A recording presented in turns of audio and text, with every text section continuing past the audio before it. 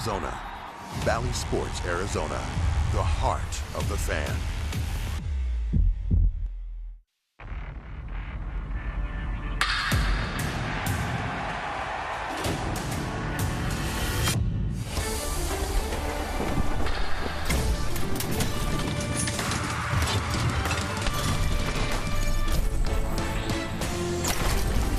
Cool temperatures and damp conditions haven't watered down enthusiasm for opening day 2023. We're at Dodger Stadium, where Zach Gallen will make his first career opening day start, facing a new look Dodgers bunch, including former D-back David Peralta, one of several new faces in this LA lineup. Diamondbacks baseball is presented to you by Gila River Resorts and Casinos. Good evening from Dodger Stadium, and welcome to Diamondbacks baseball in 2023. Steve Berthiaume and Bob Brenly, very happy to be here with you as the D-backs are the closing act on baseball's opening day. We think we've got a good ball club this year. They will be athletic, they'll be competitive, and they should be a whole lot of fun to watch. And Bob, they've got the right guy on the mound tonight in Zach Gallen. Yeah, no question about that. Zach Gallen finished 5th in the National League Cy Young voting last year, partially because of what he did against the Dodgers in 2 starts, both no decisions.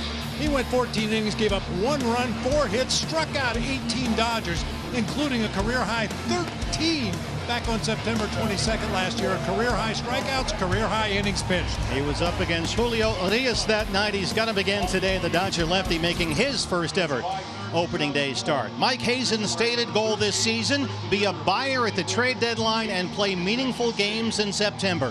How do they get there? Well, they get there with their roster that they have in place right now. A lot of speed, a lot of athleticism. You combine that with the new rules, the bigger bases, the disengagements by the pitcher on the mound. I figure the Diamondbacks are going to look more like a track team than a baseball team this summer.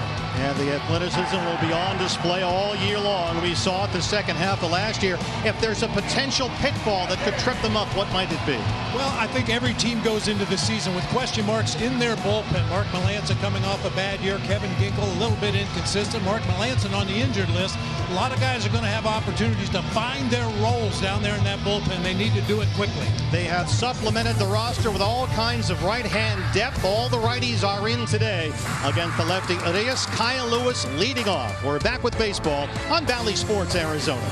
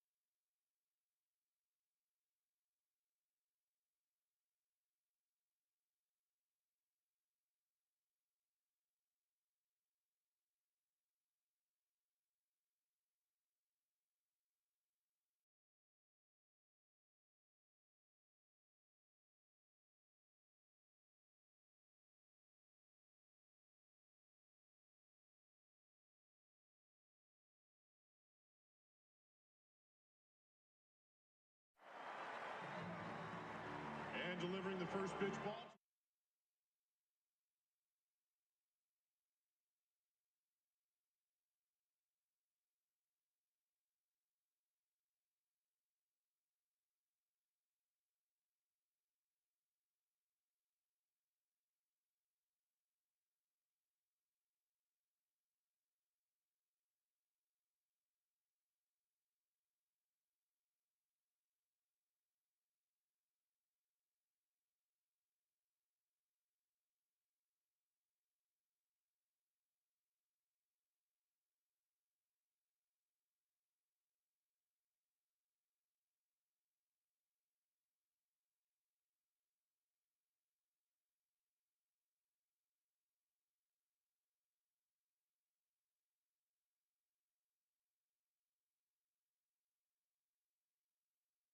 Diamondbacks opening up the 2023 campaign. We have waited all day, and first pitch is almost here.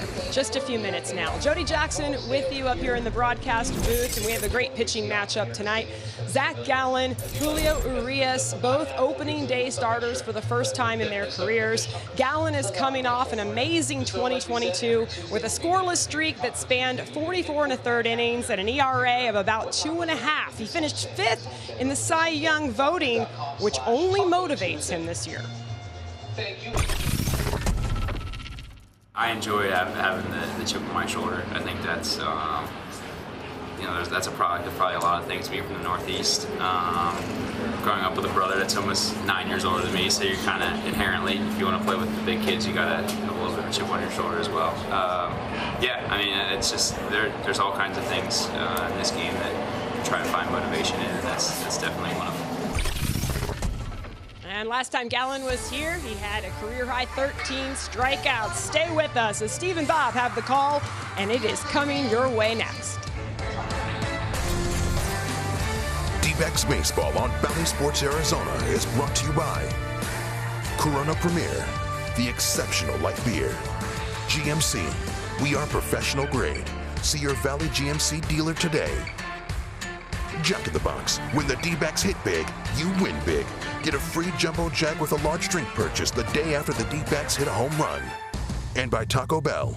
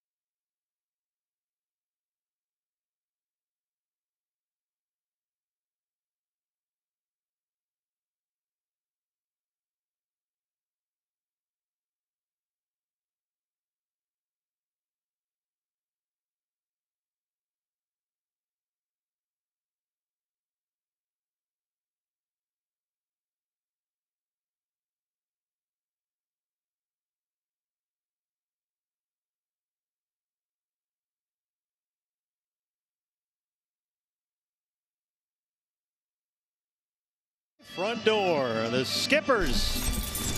Tori Lavello and Dave Roberts out there checking in with Marvin Hudson, the plate umpire and crew chief, and we are just about set to go for opening day 2023. D-backs hoping to change their Dodger Stadium narrative. They have really struggled in this ballpark. 3-19 here since the start of the 2020 season, but this is a new year with some new faces, and Valley Chevy Dealers has the Diamondbacks starting lineup. Here's a look at the way Tori Lavello is going to run the D-backs out there tonight. Kyle Lewis will lead it off. Ketel Marte, we've highlighted him because he needs to have a Ketel Marte type of a season. We know a lot of the young guys. We've talked about the speed. We've talked about the ability to manufacture runs, but it all works around Ketel Marte. Out there for the Dodgers, getting his first ever opening day start is the talented left-hander Julio Urias. Got good stuff, Julio Urias. Nice. Good fastball. Good. He calls it a curveball. It looks more like a slurvy breaking ball, and a straight changeup. He's equally effective against righties and lefties. Starting pitcher presented by Nissan. We are underway. Diamondbacks in 2023, and there's the strike.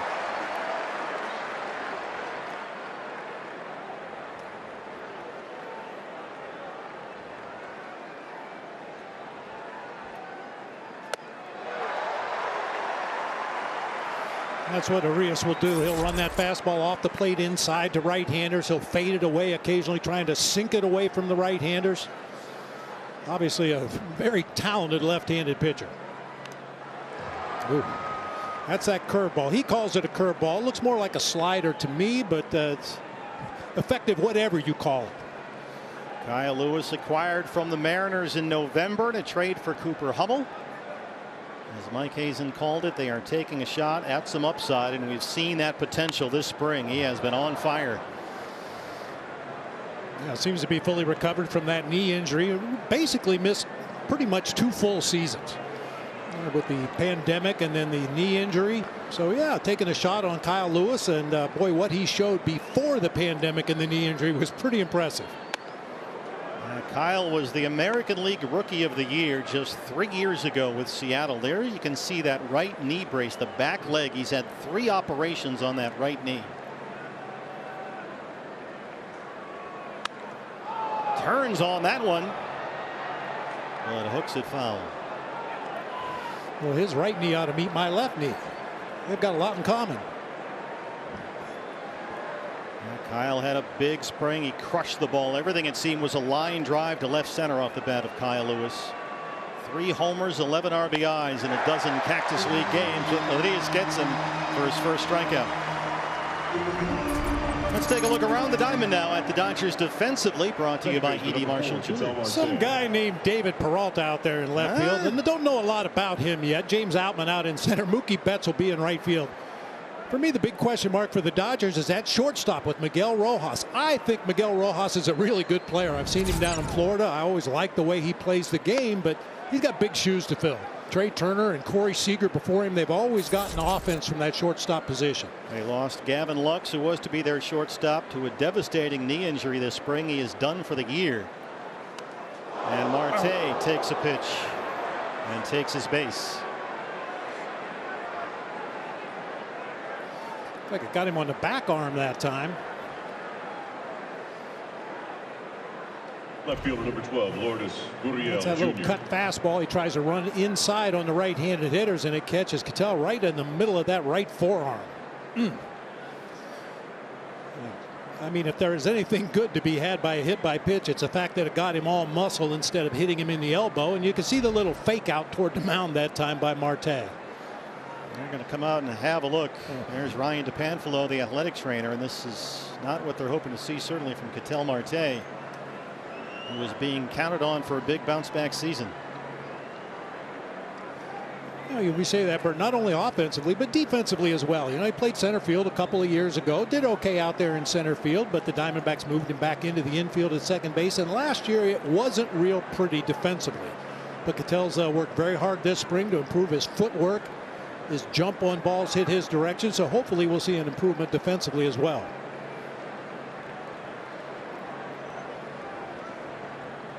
Lourdes Gurriel Jr., one of the new right-hand bats in this lineup, and they're all in there tonight against the left-hander. Acquired from the Blue Jays as part of the Dalton Varsho trade. Mike Hazen saying that Gurriel has a chance to be one of their better hitters this year. And he's in the 3 spot. He's got a base hit at his first Diamondback at bat.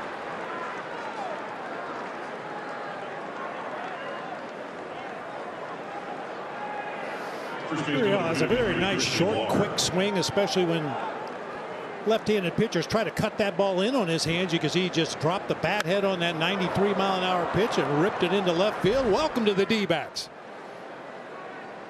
So much more balance to this lineup, right versus left, with all these additions. We've already seen Kyle Lewis. That was Gurriel. Evan Longoria on deck now as Christian Walker steps in. First and second, one out, just underway on opening night.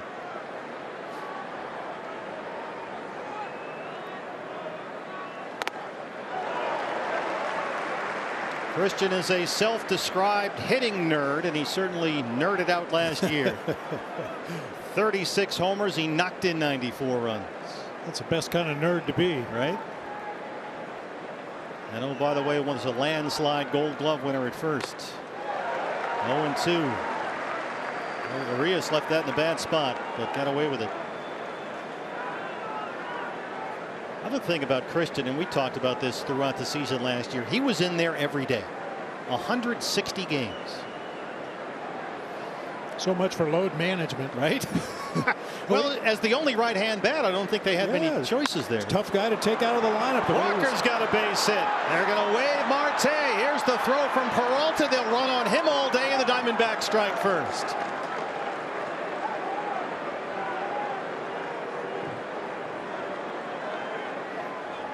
All right, good start, and you're right about David Peralta in left field. Diamondbacks fans saw enough of him at Chase Field. This doesn't have the strong throwing arm that you'd like to see from an outfielder. He gets to a lot of balls, but just doesn't have enough arm right there to throw out Marte at home plate. The D-backs take an early lead. You come into this place on opening night, it is packed. It's Dodger stuff everywhere. To score the first run is a big lift. Let's see if they can add to it. Longoria now bounce to third. Muncy for one. The rookie Vargas turns it. But the Diamondbacks get an early run for Zach Gallen. We're at Dodger Stadium on opening day.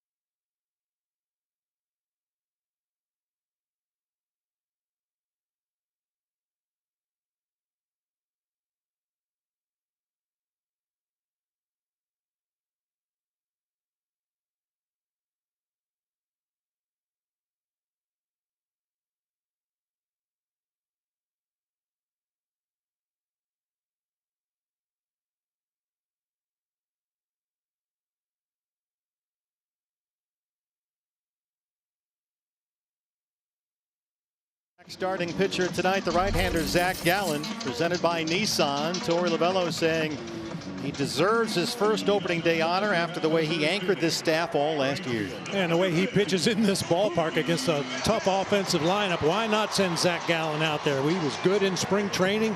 At the end of the season last year, he had everything working. His command was outstanding. All of his stuff played really well. An immediate test in Mookie Betts. Now, this is the guy that he's really got to circle in the lineup. Mookie Betts has hit Zach Gallen better than any other Dodger. Mookie is fourth season here after 6 years in Boston. And a big year last year, career high 35 home runs. And he scored more runs than any player in the league. Just off the edge for Marvin Hudson. And the crew chief says ball one.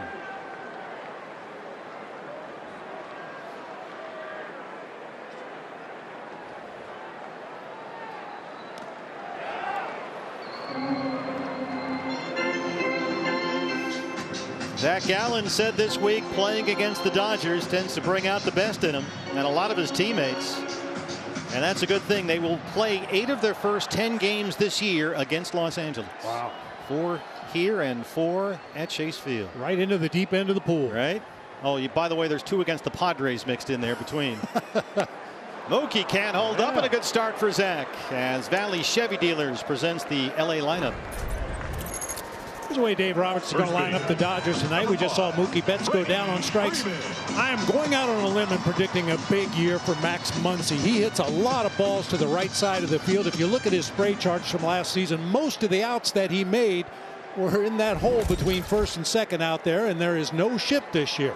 A lot of left-handers should benefit from that for sure. Fastball is in on Freddie Freeman for strike one. Last year, he drove in 100 runs and led the major leagues in hits. Now 33 years old. Orange County native. It's 0-2. Freddie last year hit .325. That was his highest career batting average for a full year, as he now begins his 14th major league season. And no signs of slowing down whatsoever for Freddie Freeman. 0-2. How about this start for Zach Gallen? 2 batters and 2 strikeouts. He got Betts and Freeman. As we get a look around the diamond at the D-back defense, presented by E.D. Marshall Jewelers. Gurriel, Carroll, and McCarthy across the outfield, left to right. Once again, our highlight on the infield, I talked about it earlier, Ketel Marte. We need improved defense. We need improved offense. You see the rest of the infield around Ketel. The 3-hole hitter is the catcher, Will Smith.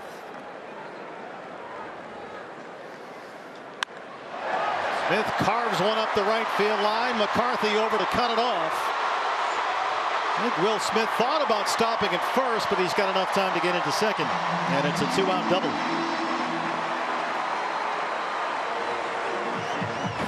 So much for looking at a pitch. Will Smith comes off the bench hacking. Gets a little breaking ball that just kind of hung over the outer part of the strike zone, and Will Smith, to his credit, stays right on it, drives it into that right field corner.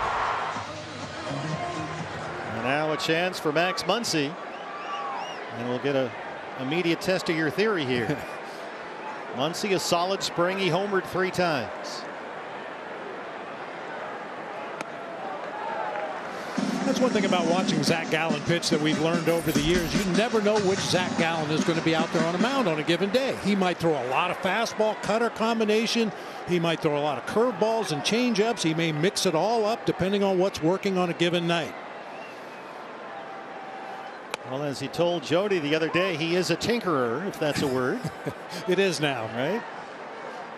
No one likes to study his craft more than Zach Gallen, the art of pitching, and he is an artist.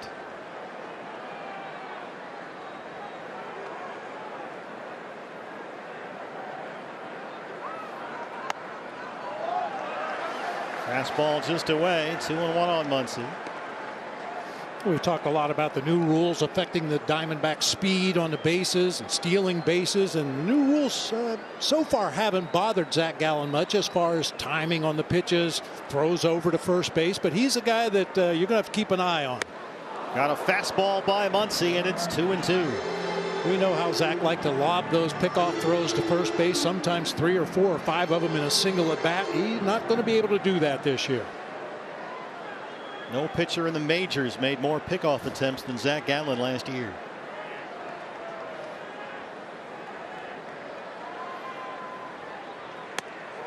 Right there! Zach Gallen gets 3 strikeouts and strands that 2-out double. We've played 1 in Los Angeles, and it's 1-0 D-backs.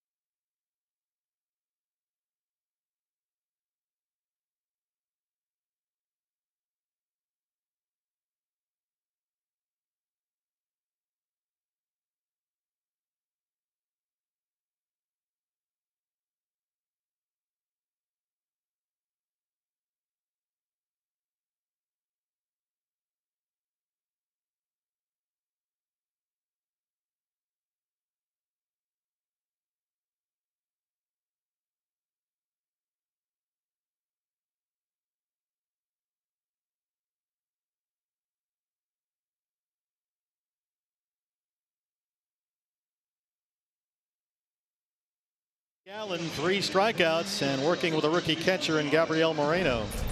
As we take a look at our series pitcher preview, brought to you by Corona Premier. The 3 more pretty good matchups after this one. Oh, yeah. You like that. Merrill Kelly against Dustin May. Madison Bumgarner takes the ball on Saturday against the veteran Clayton Kershaw. And then Zach Davies and Noah Syndergaard on Sunday. Yeah, Dave Roberts put Dustin May in the number 2 spot in their rotation between the 2 lefties. That's a fair ball up the line by Nick Ahmed, and it's in the corner.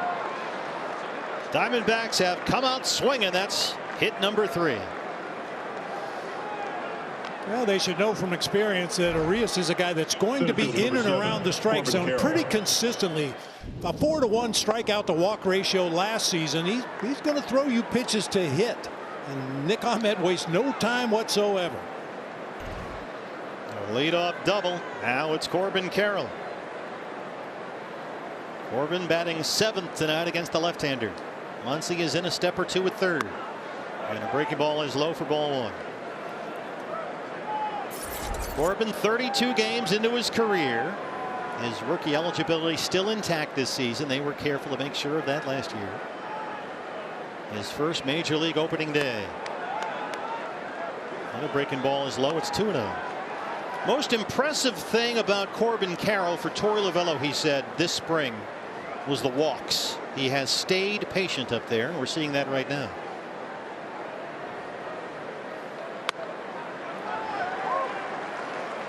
It's such an unusual trait for a young hitter, especially a young hitter that's had great success the way Corbin Carroll has. But part of the reason for that great success is his tremendous eye for the strike zone and knowing what he can handle. Arias got that pitch in. Corbin carries it out to right center.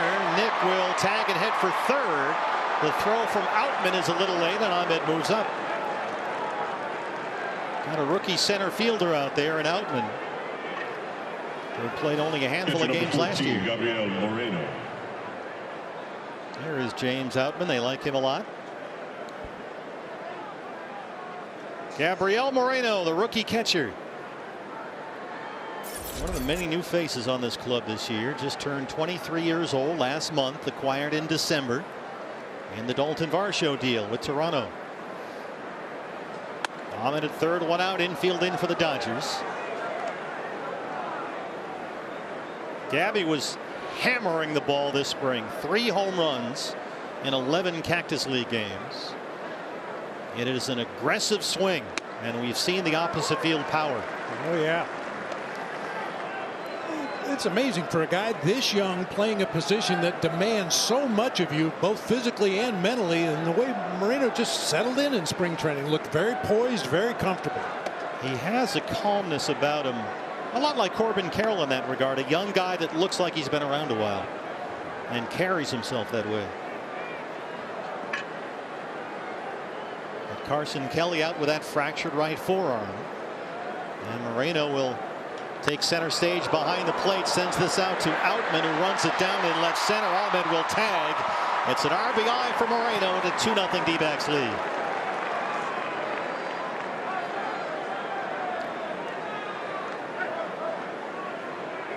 Right fielder number 31, Jake McCarthy. What a good start for the D-backs against a guy that has been historically tough to hit.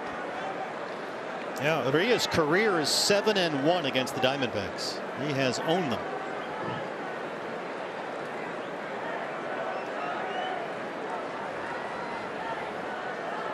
Jake McCarthy.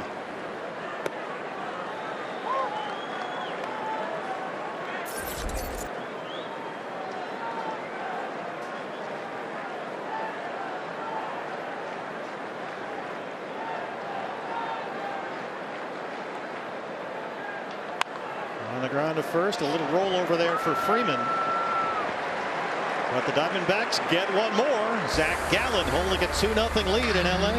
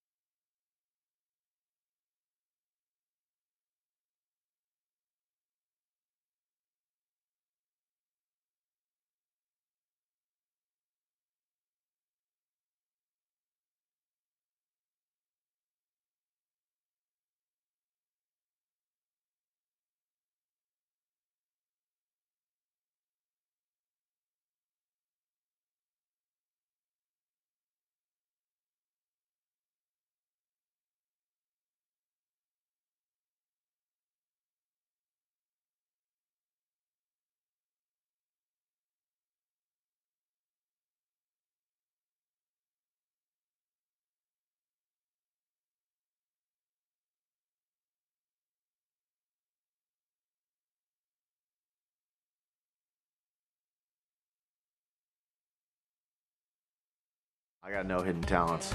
I can play basketball. I can dance a little bit. How about that? Love to cook. Spend a lot of time in the kitchen. Yeah, I played the drums basically all growing up. Play the piano. I wish I could play the piano. I don't have one. Well, that's because Zach Gallen's talents are on full display. There's nothing hidden about this guy. He's got a 2-0 lead, and in steps J.D. Martinez to start us off in the LA second. J.D., a free agent signing in December. He got a 1-year, $10 million deal. Now making his home in Dodger Stadium. Well, you'll recall he had a 4-homer game here as a Diamondback back in September of 2017. That was such a big day. They actually made T-shirts with JD's 4 home runs and arcs landing in the bleachers here at Dodger Stadium on the front of a T-shirt. Just dingers. And now it's just DH. Something Dave Roberts says is not in the Dodgers DNA typically, so it's kind of a new business model for them. But they say that Martinez will be the DH 99.9% of the time. Fouls off that one, and it's 2-2.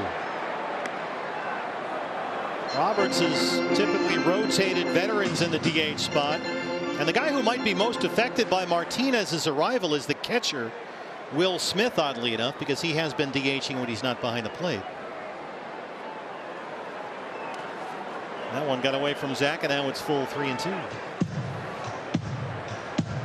I would tend to agree with Dave Roberts. I think it's better if you have a full-time DH, and then you can rotate guys in there from time to time if they need a day off. DHing is not easy.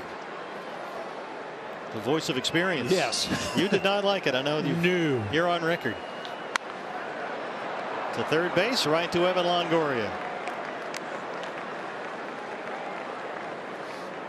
Zach Gallen off to a great start here tonight. StatCast presented by Google Cloud. 3 strikeouts for Zach Gallen in the first. All on cutters, very nearly identical locations. The first one there a little bit off the plate, but the other one's right on that corner. That's a tough pitch to hit, and an even tougher pitch to take. You know what's tough to take? The sight of this. Yeah, well, not that, but this. David Peralta wearing Dodger blue. The freight train has run off the tracks.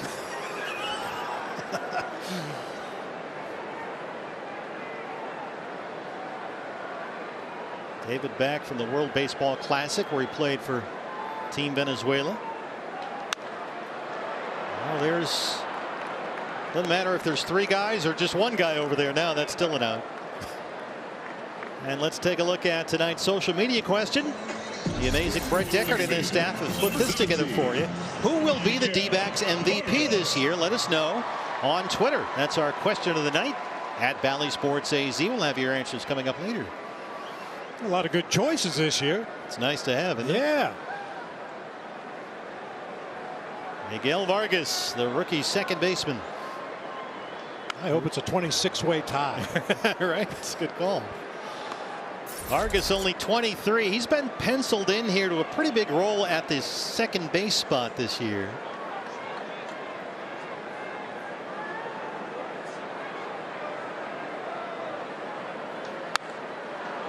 He went into camp this spring as LA's #1 offensive prospect, with a grand total of exactly 50 major league plate appearances all last year. And is by trade a third baseman, but they like the bat, and so they've kind of jammed him into second to hope it works. 0-2. In the air to center, Corbin Carroll is out there.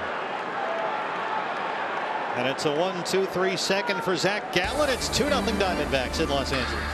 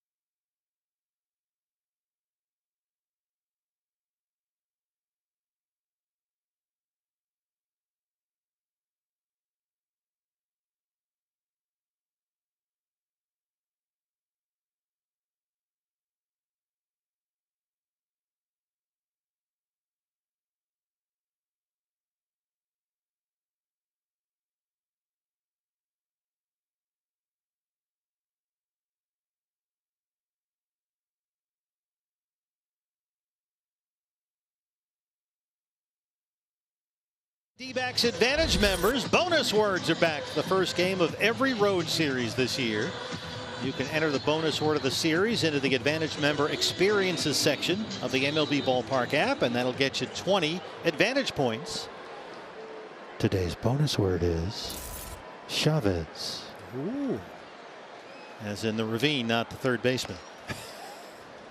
Here's Kyle Lewis, the DH in the leadoff spot, struck out his first time up.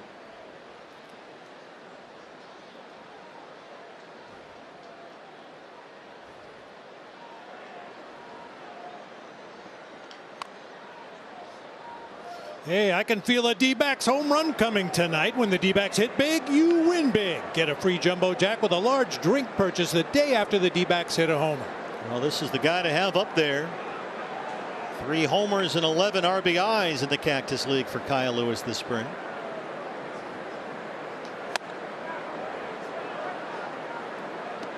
Bit of a surprise to see him in the leadoff spot. He'd hit like a 3 or 4 hole hitter, but Diamondbacks were saying that Kyle Lewis kind of fits where they're going. They will see a lot of lefties early this year.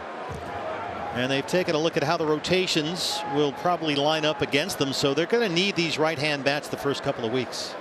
No question about it. And as the season progresses, I mentioned it in regards to the bullpen. Roles evolve over the course of the season. The same thing can be said for spots in the lineup. Arias is a tough customer. That's his second strikeout. He's gotten Lewis both times.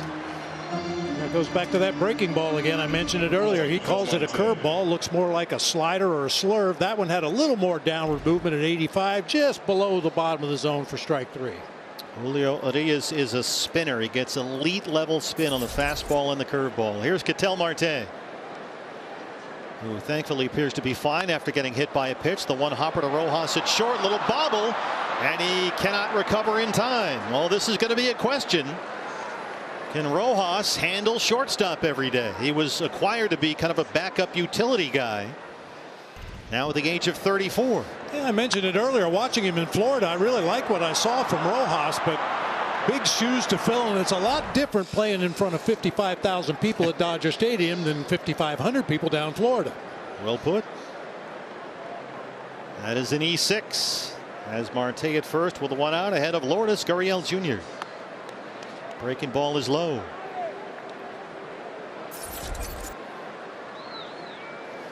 You know, even though the shift is outlawed this year, there's still holes in that infield. On the ground at third, Muncy. Marte is down. He just ducked out of the way of the throw. And for the second time in 3 innings, a 5-4-3 double play ends it for the Diamondbacks. They lead it 2-0.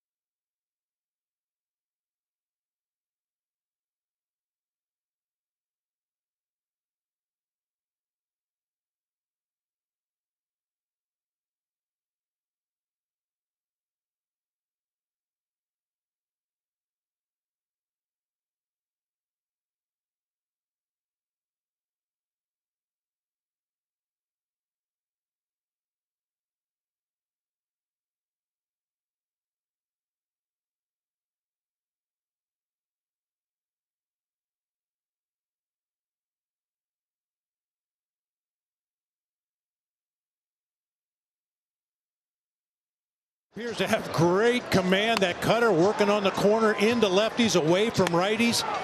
Just pounding away. Moreno given a target, and Zach has hit it more often than not so far. Everything working well. Our nationwide vision center's eye on the game. Last season, no pitcher in Major League Baseball allowed fewer hits per 9 innings or held opponents to a lower batting average than Zach Gallen. And he's got the baseball on opening night here in a 2-0 lead. Now, he was a pretty good pitcher. He wasn't bad, yeah. The great Sandy Koufax. As a matter of fact, he's the topic of this day in baseball history. One of them in 1966, Sandy Koufax, along with Don Drysdale, the 1-2 punch for the Dodgers, both held out in spring training for more money. It was a big deal. And when those two guys hold out, that gets the organization's attention. James Outman, the rookie center fielder.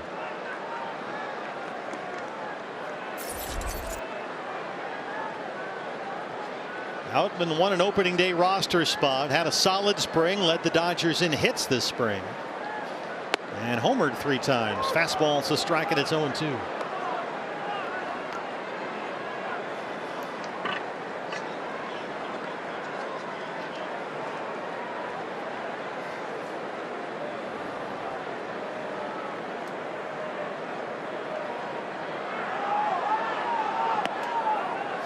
Zach Gallen, you may have noticed there, right down to the wire to deliver that pitch. I believe he's got the pitch comm on his glove. He is signaling to the catcher what he wants to throw. You can see it right there on the thumb of his glove. And I think that's a good idea for a young catcher behind the plate with Moreno. You know, you got a guy on the mound that knows what he wants to throw. He's very specific in what he wants to throw and the sequence in which he wants to throw those pitches. So why not give it to the pitcher and let him call his own game? This is becoming very popular with a lot of the big league pitchers. The pitcher transmitters were approved this spring. They can wear them on their belt or on the back of their glove, and they call their own pitches. Last year, the catchers were the only ones allowed to use the transmitters. Oh, Outman with a good take right there. He works a leadoff walk in the 3rd. Back-to-back changeups that time from Zach Gallen to walk Outman. I don't know how he took those last 2 pitches. They both start right at the bottom of the zone and then just fade down and away. That's a great take by Outman. The shortstop Rojas. That was a great pitch by Gallen, right where he wanted to throw it. It's one of those, how did he not swing at that kind of deals? I saw Greg Maddux do that for years in Chicago. He would throw a pitch expecting the hitter to react a certain way to that pitch, and if the hitter just took it, it would upset Mad Dog out there on the mound. You're supposed to swing at that one. All right, now let's start the new rules conversation. That is 1 disengagement from Zach Gallen. He is allowed 2 per plate appearance. Saw it in a ball game earlier today, the Braves against the Nationals. Ronald Acuna Jr. got on first base, and just like we've seen here, Patrick Corbin made 2 pickoff throws to first base.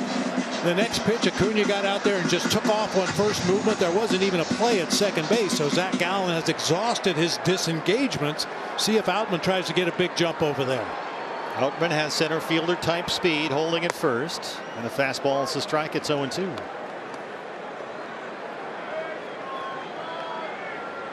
Yeah, I mentioned this before. No pitcher in baseball threw to first more often than Zach Gallen last year. Rojas's numbers as a Marlin last year. Here's the 0-2. Outman still holding. McCarthy on the move toward the line. Jake McCarthy won't get there. It lands in fair territory and bounces into the stands. They'll have to stop Outman at 3rd. It's a double for Rojas.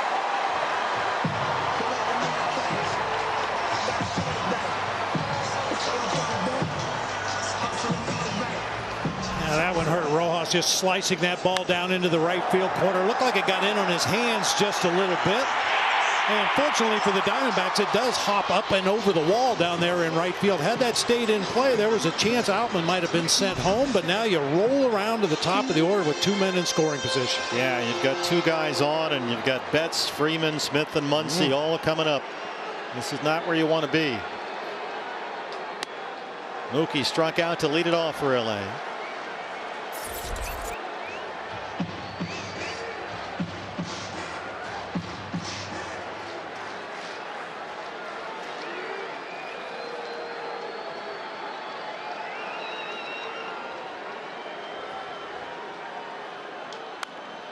Out of play. Zach's had some success with that high fastball in the early going here. He's gotten some taken strikes, and he's also had some foul balls on those high fastballs.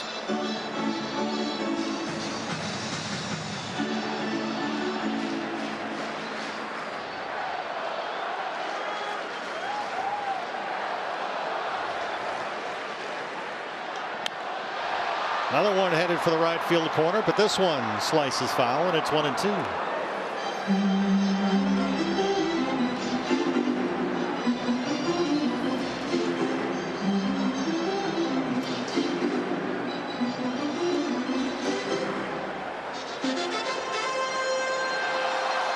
Oh, a big out to get right here. That goes without saying. Anytime Mookie Betts is at the plate, it's a big out to get. But if you could get Mookie, it would give you the option of pitching around Freeman and go for that right-on-right matchup and look for a double play. Moreno, the rookie, keeps it in front. Change up in the dirt from Gallen. You know, some catchers, when they block a ball in the dirt, they look like they're tackling a water buffalo, and other guys just look very calm and slide their body over into the right position.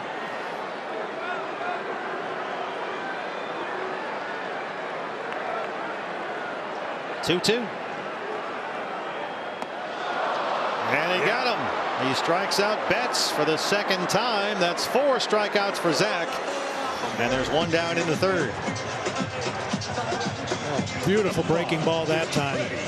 Started just below the belt on the outer third of the plate and just continued to work away and down from Mookie for strike 3. Like Mookie Betts, Freddie Freeman a strikeout victim his first time.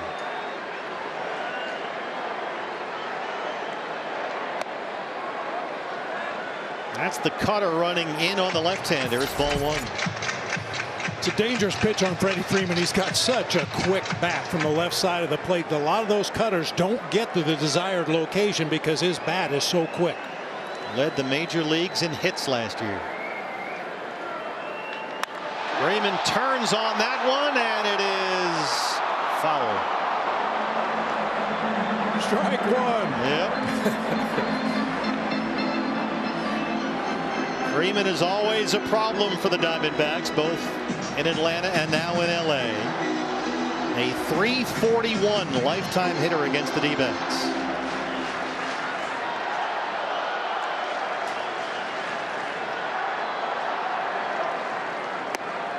Fastball is up.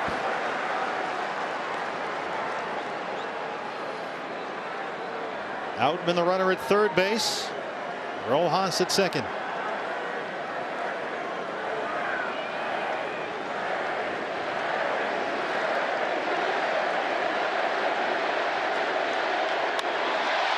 Ahmed, top shelf. Boy, is that a big out right there.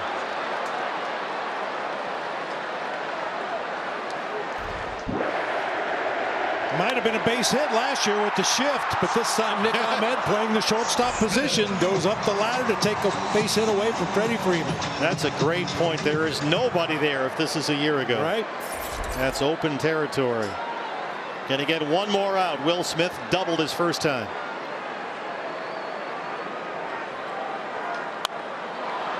It wants to stay fair, but it's going to go into the seats. Sometimes you got to talk to him. Yeah. Get down, ball. They never listen. Never listen. Well, Will Smith is just back from his stint with Team USA in the World Baseball Classic. A lot of guys in this ball game played in the WBC for both sides.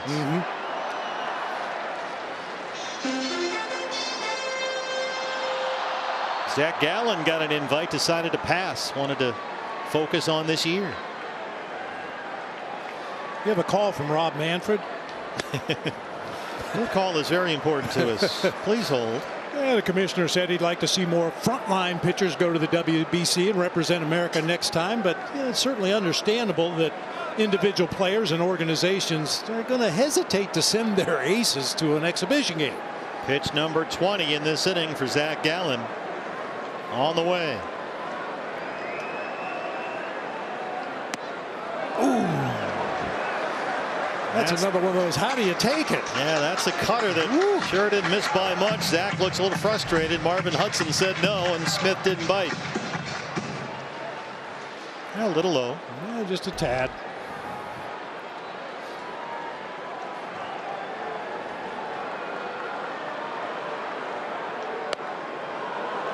Got the call. Fastball away, and it's 2-2.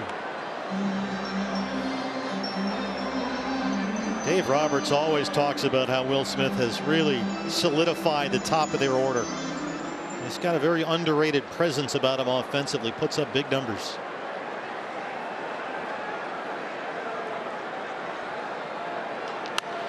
Punches it over the head of Walker. Outman is home. McCarthy's throw is cut off, and we're tied at 2. Will Smith at it again. He's 2 for 2.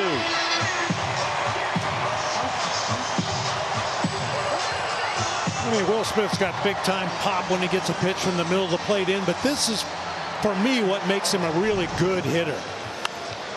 Just a short, choppy swing, line drive into right field to tie the ball game up. He just has that ability to get the bat on the ball when the Dodgers need it.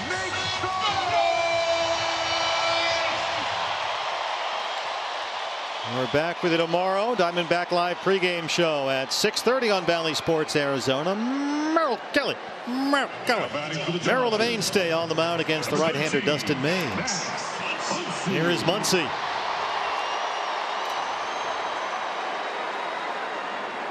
Merrill, another Team USA member. His battery mates just drove in 2 runs. Muncy struck out looking to end the first.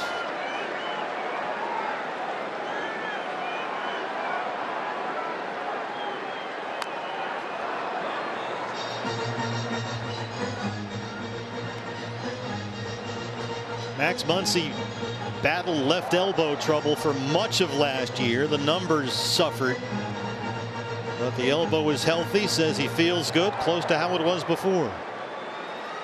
And that's trouble.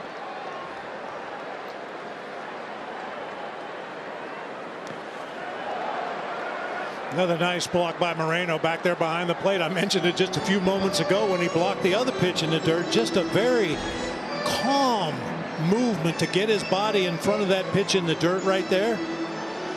Right in the middle of the chest protector, drops right in front. Outstanding.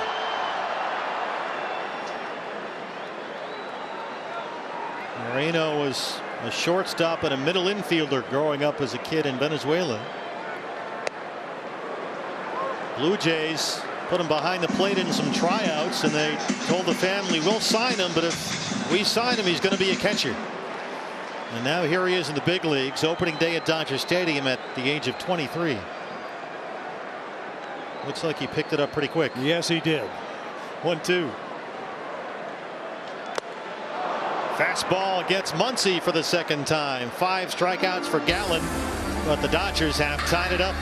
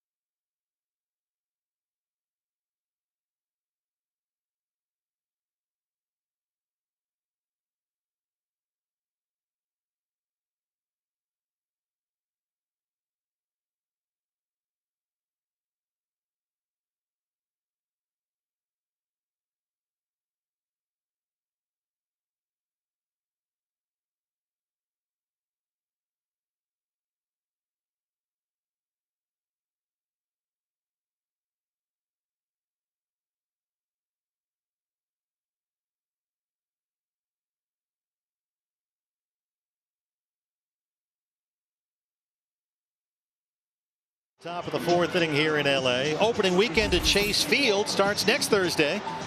And the D-backs will host these Dodgers right back at home. It's a 4-game weekend series, April 6, 7, 8, and 9. And tickets, we're told, are going quickly. Visit dbacks.com and we'll see you down at the ballpark. Christian Walker, who had an RBI single his first time up in the first, leads off the 4th against Julio. Urias. I've been practicing trying to keep up with you. It's not easy. See, you're just showing off now. Well, I was singing along with the mariachi band before the ball game. That's where I learned that. I do like when they have those guys down there. It adds a definite flavor to the festivities. Oh, Christian way out in front of that changeup, and it's 0-2. Yeah, we see that at Chase Field on Hispanic Heritage Night. That's always one of our favorite nights of the year. That place is rocking. I understand that we're going to have a lot more musical accompaniment at the ballpark this year. They've been working on some things, Kenny Farrell and company. Yeah, some changes at Chase Field. They put in some terrific new luxury seats right behind home plate in front of Studio 122, where you and I did a game last year. Yeah, that was sweet. A lot going on at the ballpark this year. Dbacks.com for tickets. Walker chops it up foul. Will Smith gives it a look. For Julio Urias, this is his 9th career start against the Diamondbacks. And he has never allowed more than 2 runs in any outing. So one more Diamondback run here, and that's a career high against this guy. This guy had 1 loss after June 12th last season. Finished 3rd in the Cy Young voting. 2 spots ahead of Zach Gallen. Didn't go. Hunter Wendelstedt says no. And it's 1-2. Yeah, that loss came to the Brewers back, as I mentioned, June 12th. He went 6 innings, gave up 2 hits and 1 run, and took a loss. 7-1 career record against the D-backs. Kept Muncy busy down at 3rd. Hey fans, anytime the D-backs score 5 runs or more, Taco Bell is giving away 3 free seasoned beef crunchy tacos with the purchase of a large drink between 4 and 6 the following day at participating locations. Evan Longoria. A double play ball ended the 1st. Beginning his 16th major league season. Longo a decade in Tampa Bay, in the last 5 years by the Bay with the Giants. Now 37 years old.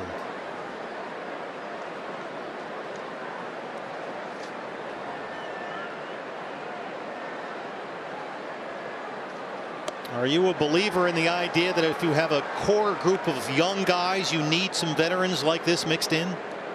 If he's the right kind of veteran, and I think everybody would agree that Evan Longoria is that right kind of veteran. You know, maybe not physically the guy he was earlier in his career. Who is? But he's seen it all. Freddie Freeman near the seats, and he's got it. It just helps to smooth some of the speed bumps for the younger players, and a guy like Evan Longoria with his amazing career track record, he's going to put his arm over his shoulder, say, hey, it's going to be all right, young man. Try this, try that. Don't do this as often. You have to listen to advice from the veterans. Urias has not given up a base hit since Ahmed's double to lead off the 2nd. And now here's Nick with 2 down. Got the low strike call from Marvin Hudson on that big sweeper. Kind of a slurvy pitch that time.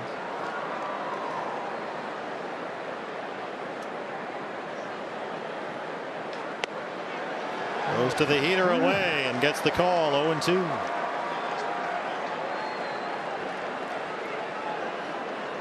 He dropped down a little low 3/4 that time. Got a little tailing action on that fastball out on the outside corner.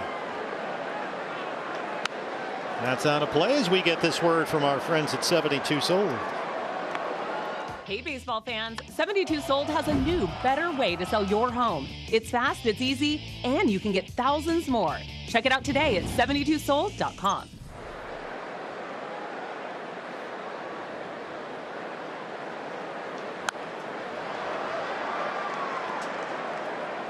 Good to have Nick Ahmed back.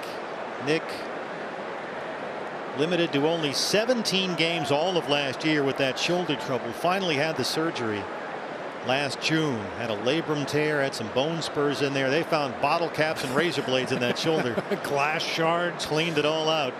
And he's had a good spring, homered twice in 14 Cactus League games. And you know that man is happy to have him back. Oh, yeah. Yeah, we were just talking about Longoria, you know, veterans that have been through it. Nick certainly fits that category as well. The captain of the infield. Oh, captain, my captain. It's a 1-2-3-4 and a 2-2 ball game in LA.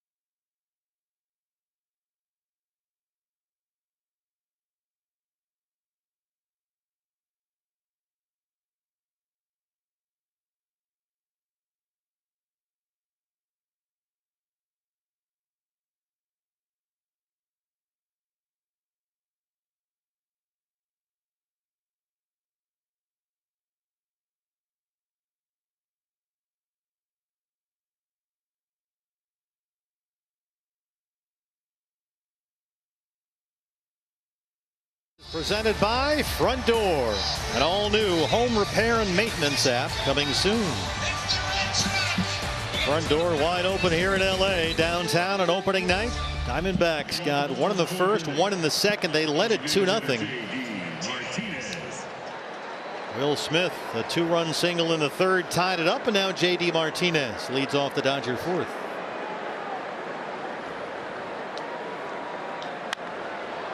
Lifts that up along the right field line toward McCarthy and right. One pitch, one out for Zach. Always a good thing when you can get J.D. Martinez on one pitch. He grinds at bats as good as anybody in the game. David Peralta.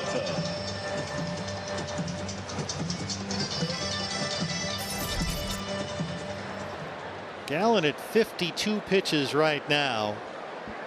He got up to 82 pitches in his final Cactus League outing a week ago. So plenty of gas left in that tank. There's strike one. That's a smart pitch right there. Just a four-seam fastball right down the middle. After a one pitch out to J.D. Martinez, it figures that David Peralta is going to take at least a strike in the at-bat, so why not jump ahead on that first pitch? That's kind of a reverse ambush. Yeah.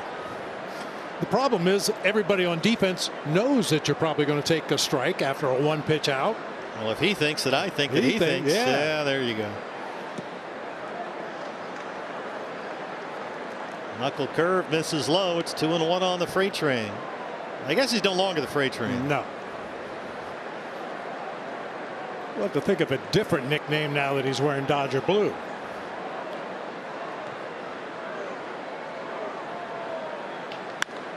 Off the glove of Gallen, deflected to Cattell, and they get the out. Score at 1-4-3. I just now thought of it, but that's another thing that might change this year. Pitchers fielding their position. In seasons past, Zach Gallen would know that he had a defender right behind the bag at second base and maybe let that one go through, but that time he tried to make the play. Unfortunately, deflected it right to Ketel Marte. This is pitching in the modern era. Zach Gallen checks the laminated card in his pocket, see what the data tells him he should throw, and then calls the pitch with a transmitter on his glove. Just like the old days.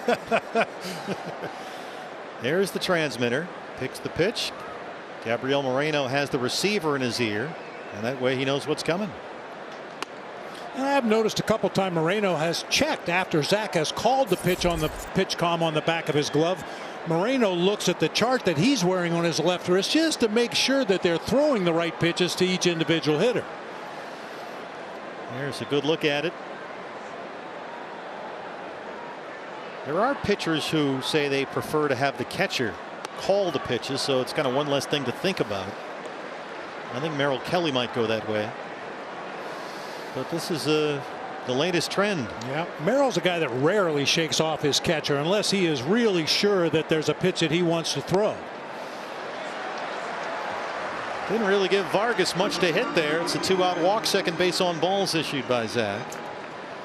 And now the batter is the rookie center fielder James Outman.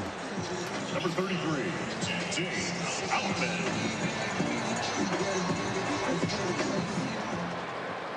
Dave Roberts says that Outman is going to get the lion's share of these right-handed at-bats in center field, and so here he is in the opener.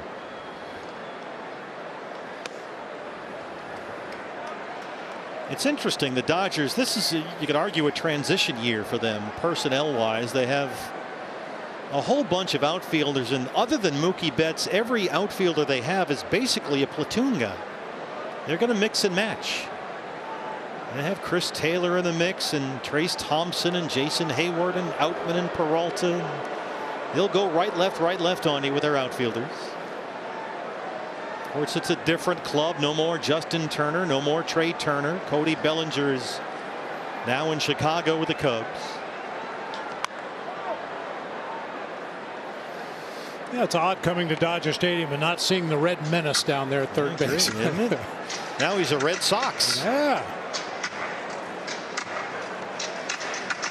Well, Dave Roberts' club set a franchise record last year. They won 111 games, won the National League West, 22 games up on San Diego, but then they were beaten by the Padres in the postseason.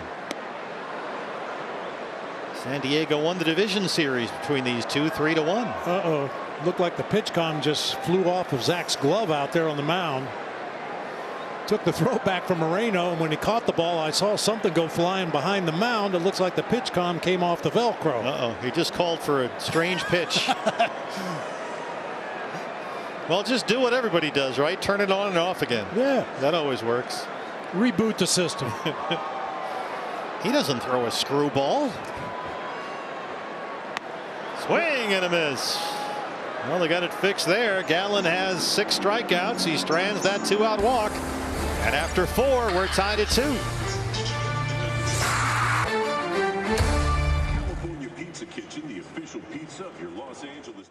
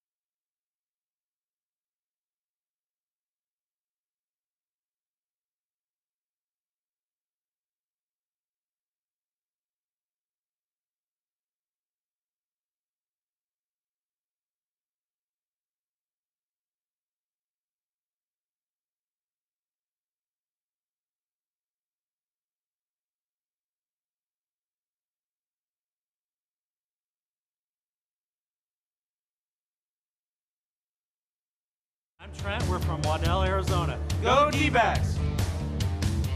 All right, guys, thanks. Our fan greetings, we've got those again for you this year here on Bally Sports Arizona. Zach Gallen and Julio Urias, 2 top 5 finishers in the NL Cy Young race last year, going head to head on opening night. Corbin Carroll leads off the 5th.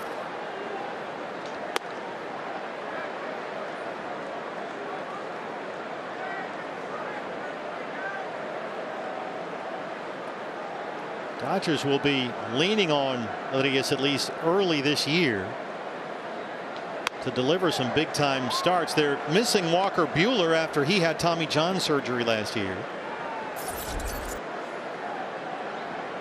And now Marvin Hudson pointing out to Julio to move the rosin bag. There you go. They seem like a little thing, but you get some baseball sized rosin bags and put them up on top of the mound. It can be distracting for the hitter. So Marvin Hudson asked him to kick him to the back of the mound. They are the same color as the baseball after all. And now Urias steps off. This does not reset the pitch timer. Well, I think Marvin Hudson waved it off. Will Smith apparently told him they were having some issues with the pitch com, and the umpire has the discretion to stop the clock if that's the case. As it should be. Yeah. So they do the reset. Here it is. Corbin sends it out toward Peralta in left field. And now it's time for this message from Jack in the Box. Oreo cookies, cool mint. What's not to like? I guess that it's only here for a limited time. Gabriel Moreno. Urias is settling in. He's set down 5 in a row and 9 of 10.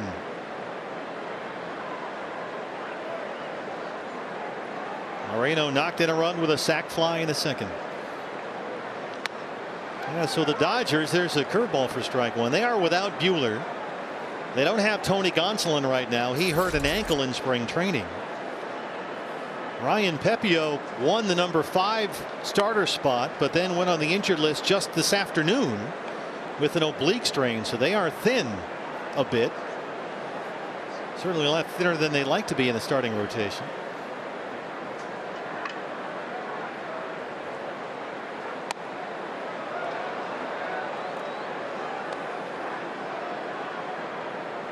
They lost Andrew Heaney from their staff last year. He went to Texas. Tyler Anderson went across town to the Angels. It was a busy winter for the Dodgers.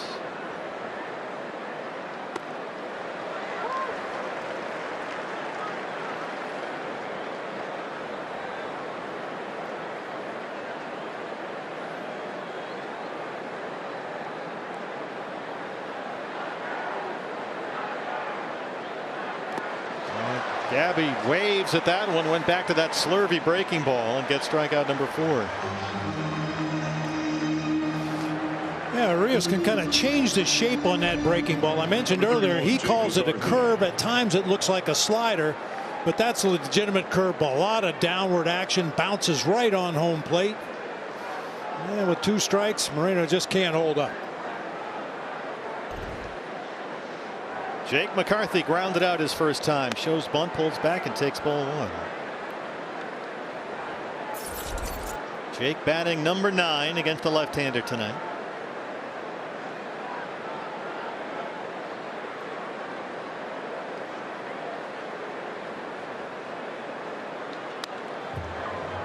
Takes a pass at a fastball there and fouls it away.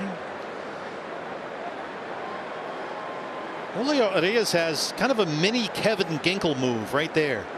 The Ginkel crouch, as it's become known.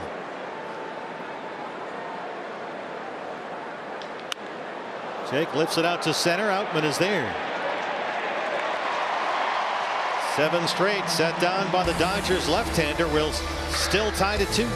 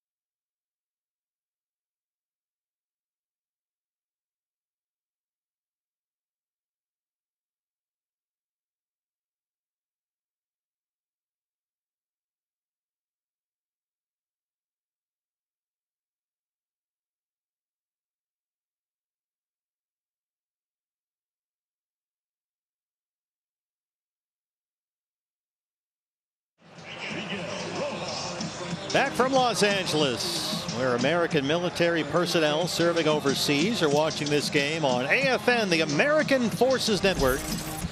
Welcome to those in countries around the world and aboard our naval ships at sea. Thank you for your service. Boy, those flyovers before the ball game, always very impressive. Yeah, they do a nice job here on opening day.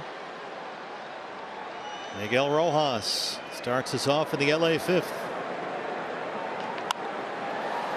Hopefully another 1-pitch out for Gallen to start the inning. Walker has got it. The over-the-shoulder basket catch by the Gold Glover. Let's go downstairs to Jody for some pitch comm updates. Yeah, you know, Zach Gallen and I were talking yesterday about that process of calling the game, and he said, you know, 4 of the 5 starters in the D-backs rotation will do that. Only rookie Ryan Nelson will follow the catcher there. But, of course, they can always switch it up, see how it goes. Gallen said last year, though, he and Carson Kelly were really on the same page. So this year, with the new catcher in Moreno and then the pitch timer, it is really helping to be able to have that ability to communicate that and call his own pitches. Just makes things easier. You don't have to worry about people stealing signals, and it keeps you in line with a pitch timer. Betts has struck out twice.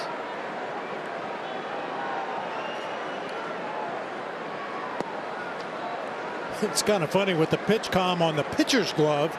You'll notice occasionally Moreno will nod his head yes. Well, the all-time classic so far is when Zach Greinke shook himself off, as only Zach can do. Hit the button, didn't like it, shook his head, and hit a different button. Zach had been wearing it on the belt. You can see the earpiece in the receiver in Moreno's ear. I mean, these guys are all wired up for everything these days.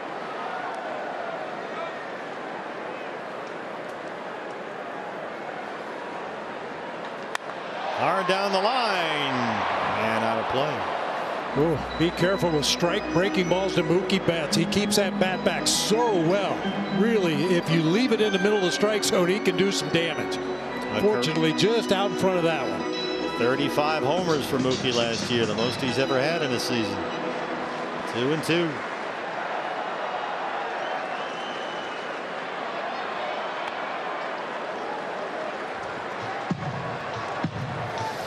The best changeups he's thrown tonight are the ones the Dodgers have not swung at for the most part. That one got away. Now it's full.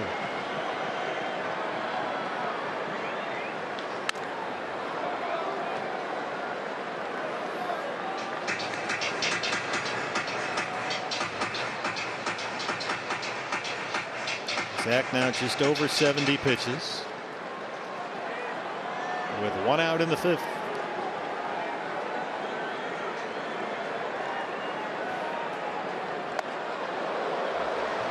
Ran that heater in there, and it's the third walk issued by Zach Gallen. And Betts is aboard with one out. First 15,000 fans to our game against the Padres April 22nd. Get this awesome Zach Gallen bobblehead commemorating that consecutive scoreless inning streak. Goggles included.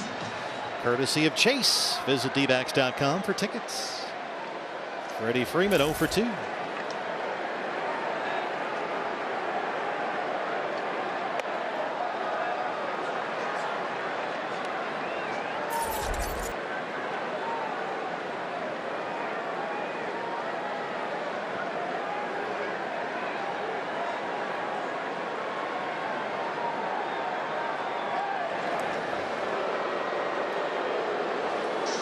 You will often see, if you're watching a game, when a pitcher does use a disengagement, the plate umpire will signal at both base umpires at first and third, and all in unison will hold out either one or two fingers, so everybody knows where we are.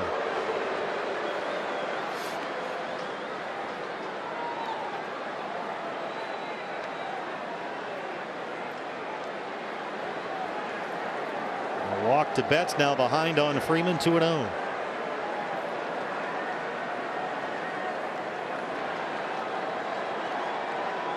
Mookie holding. Knuckle curve missed away, and now it's 3 balls and no strikes. On deck is Will Smith, who was 2 for 2, and he's knocked in both Dodger runs.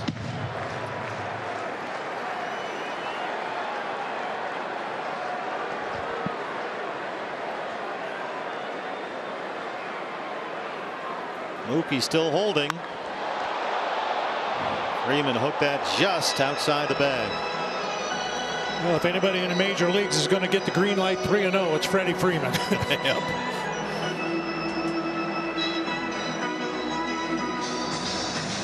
Drove in 100 runs last year and led the majors in hits, Freddie Freeman.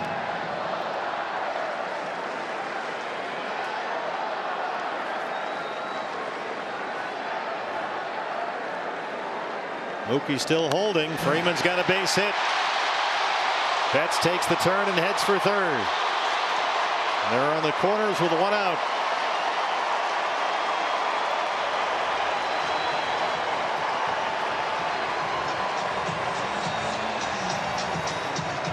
Freddie Freeman's always tough, but especially when he has the count in his favor. Took a vicious hack 3-0, goes down and gets this changeup and hooks it into right field, putting Dodgers on the corners.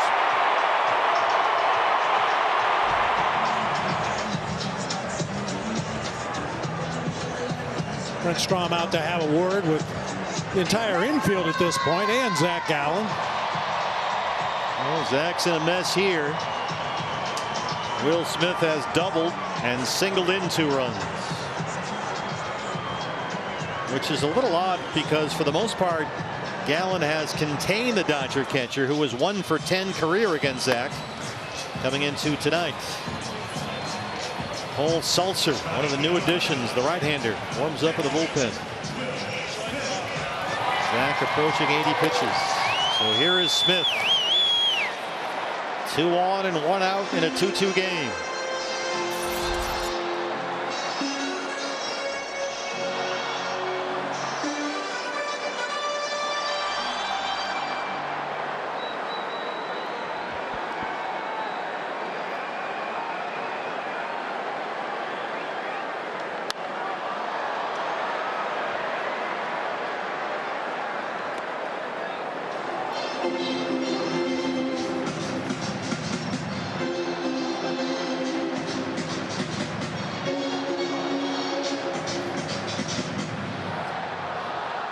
Betts at third, Freeman at first.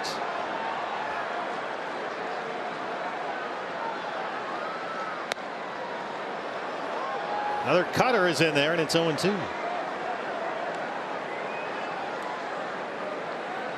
Zach's cutter, as it sometimes does, has looked a little more sliderish tonight. Not quite as tight.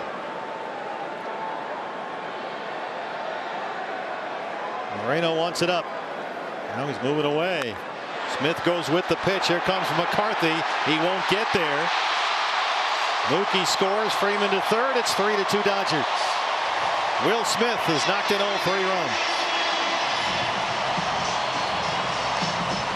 They got new lights installed here at Dodger Stadium, and in typical LA mode, they do all kinds of fancy things. That started flashing some colors before the play was concluded there. Yeah, it'd be nice if the play was over before they turned off half the stadium lights and flashed the blue lights, but everybody's early in the season, even for the guy running the lights. Showmanship matters. So Smith 3 for 3. Here is Muncy, who has struck out twice.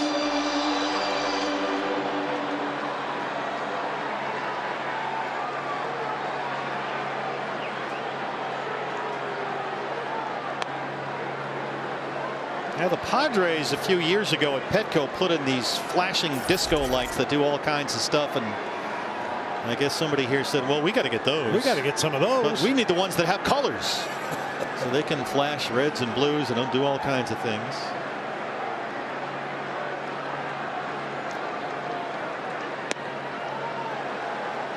Zach really seems to have lost any rhythm he had.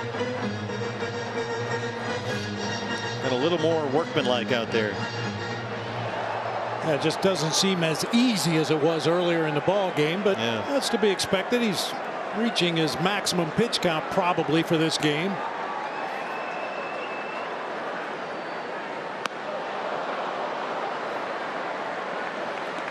Gallen, as he worked into the 6th inning last Friday against the Reds at Salt River, 82 pitches in that start. He's at 83 right now.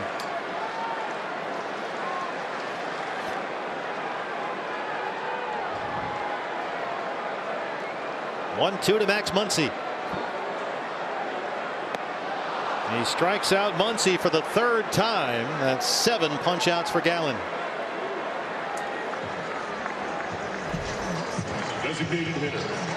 You watch Moreno behind the plate, and you mentioned it earlier. Gives a high target and then drops down to the low target. He'll give a low target and then raise up out of his crouch to give a high target. He just doesn't want anybody, either the base coaches or the dugout, relaying anything at all to the hitter. The new Dodger DH is J.D. Martinez, who has grounded out and flied out so far.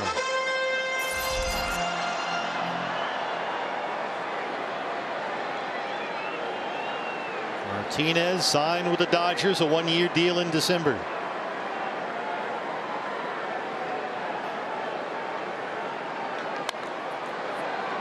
Right in front of Dino Ebel at third base, and it's 0-1.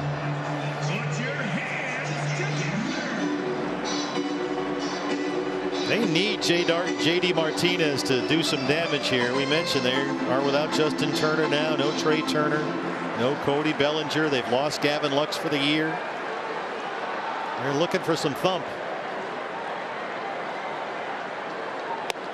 Couldn't catch up to the fastball, and it's 0-2. That's something that Mookie Betts was talking about. There's just no way to sugarcoat that, he said. Martinez's presence is super important to them this year. And Mookie would know about J.D. Martinez. They were teammates in Boston. Yeah. So he's got some kind of a built-in comfort zone here in L.A. now. 0-2.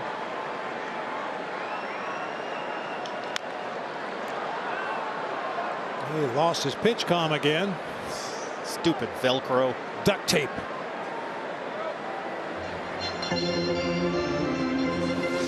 And also, wasn't Robert Van Scoyoc the hitting coach for the Dodgers? Wasn't he one of JD's tutors? They describe each other as best friends. Yeah. In fact, they've been to weddings. There's Robert Van Scoyoc, former Diamondback hitting coach, now running things for the Dodgers.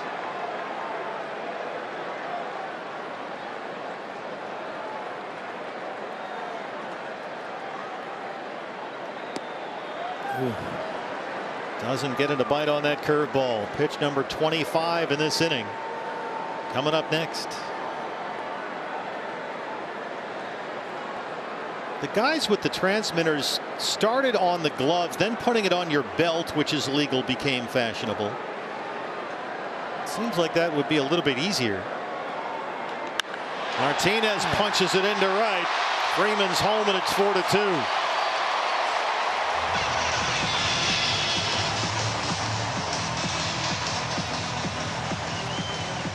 If you look at the damage the Dodgers have done in this ball game, it's come to the opposite field. Will Smith a couple times, and now J.D. Martinez tomahawks a high pitch into right field to drive home another run. So Zach Gallen, who turned in the best start of his career in this ballpark last September, will not survive the 5th inning on opening day this year. He leaves trailing 4-2. We're back after this.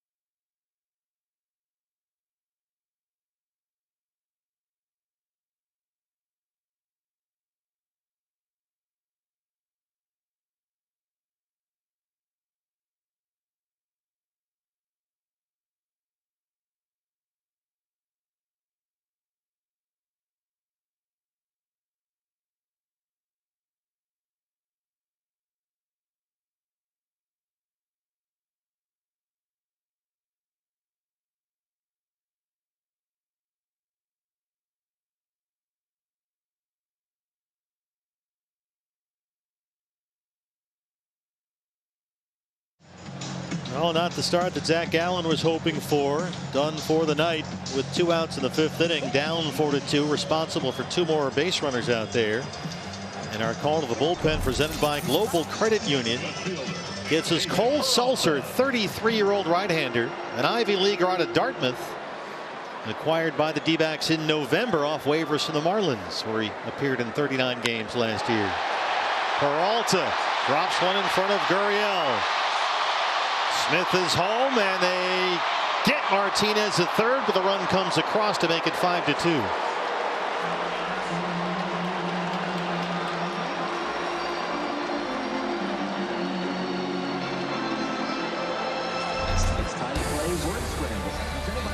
There's the throw from Gurriel to get the out, but the Dodgers get the lead, 5-2.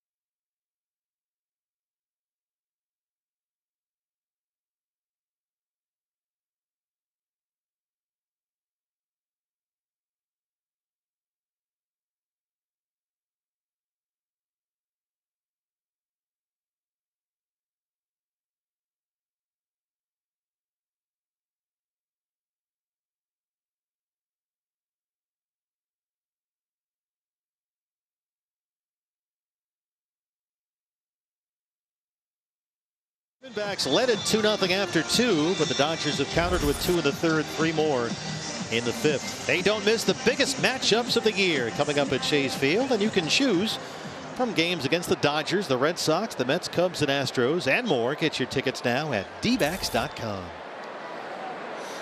Kyle Lewis, the leadoff man, leads off the 6th against Julio Arias. There's strike 1.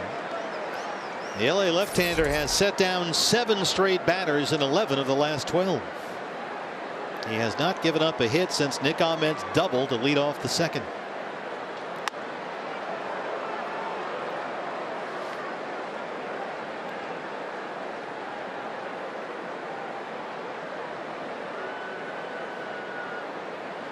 Kyle Lewis, one of the new acquisitions in the leadoff spot against the lefty.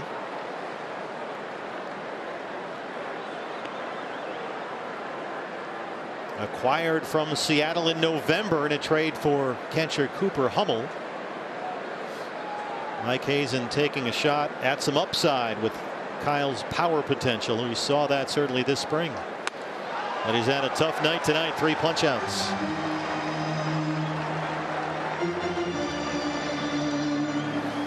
Second baseman, Ketel Marte. You see that cross seam, 4-seam fastball with just a little bit of cutting action up and in that time to Kyle Lewis. Just couldn't catch up to it. He was murdering fastballs all spring training. Sure was. Ketel Marte has been hit by a pitch and reached on an error by the shortstop Rojas.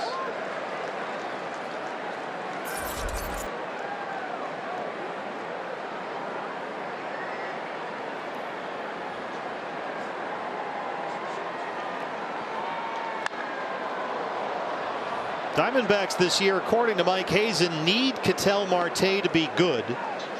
If they're going to be a good team, Mike considers that a non-negotiable, and they are going to have to lean on this guy a lot this year.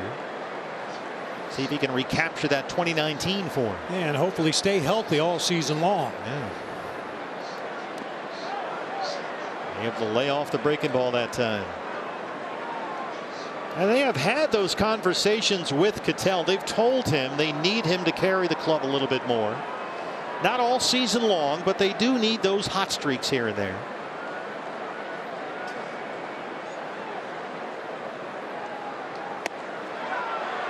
Didn't go that time either, says Hunter Wendelstedt. And it's 2-2.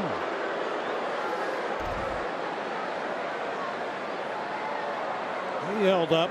A little jumpy the last couple pitches, kind of dragging his hands out there with him as he strides out toward Arias.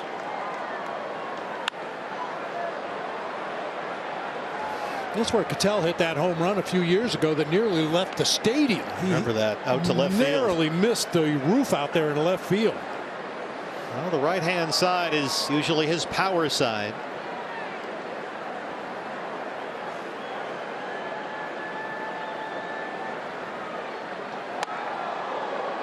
Fastball runs in, spins him around, and now it's full 3-2.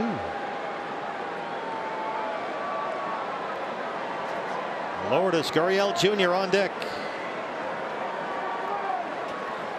3-2 to Ketel Marte. Jumped on that one. I mean, this is a guy that in 2019 hit 32 home runs, drove in more than 90. Came within an eyelash of a batting title. So it's in there.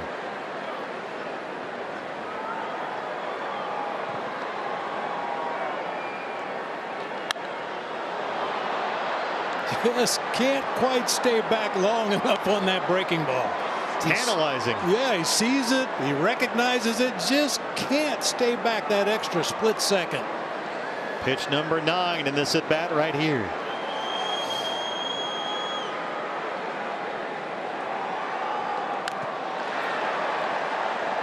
I think he hit that on the backswing.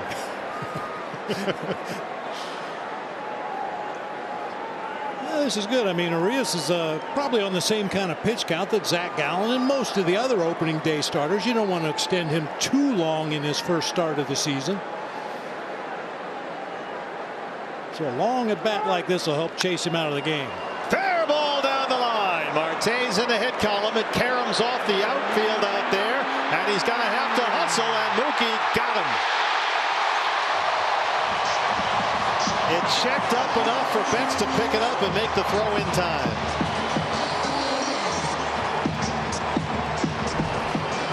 One of the best in the business out there in right field. If you're going to try to stretch a single into a double against Mookie Betts, you better be really sure. He fielded that ball like a third baseman picking up a bunt. He was barehanded and fired a strike to second base. Rojas, the shortstop, with the tag. Here is Gurriel. Well, of course, Mookie, as we know, came up in the Red Sox minor league system as a second baseman. That's when we first saw him in the Arizona Fall League. It's just this skinny little runt second baseman. Who knew the power potential that was there? Yeah.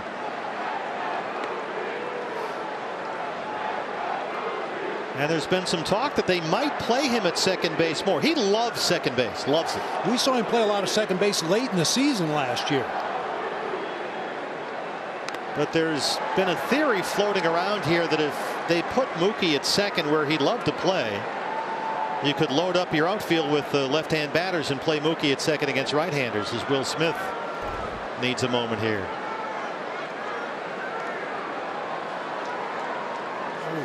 Down off the right foot that time, it appeared.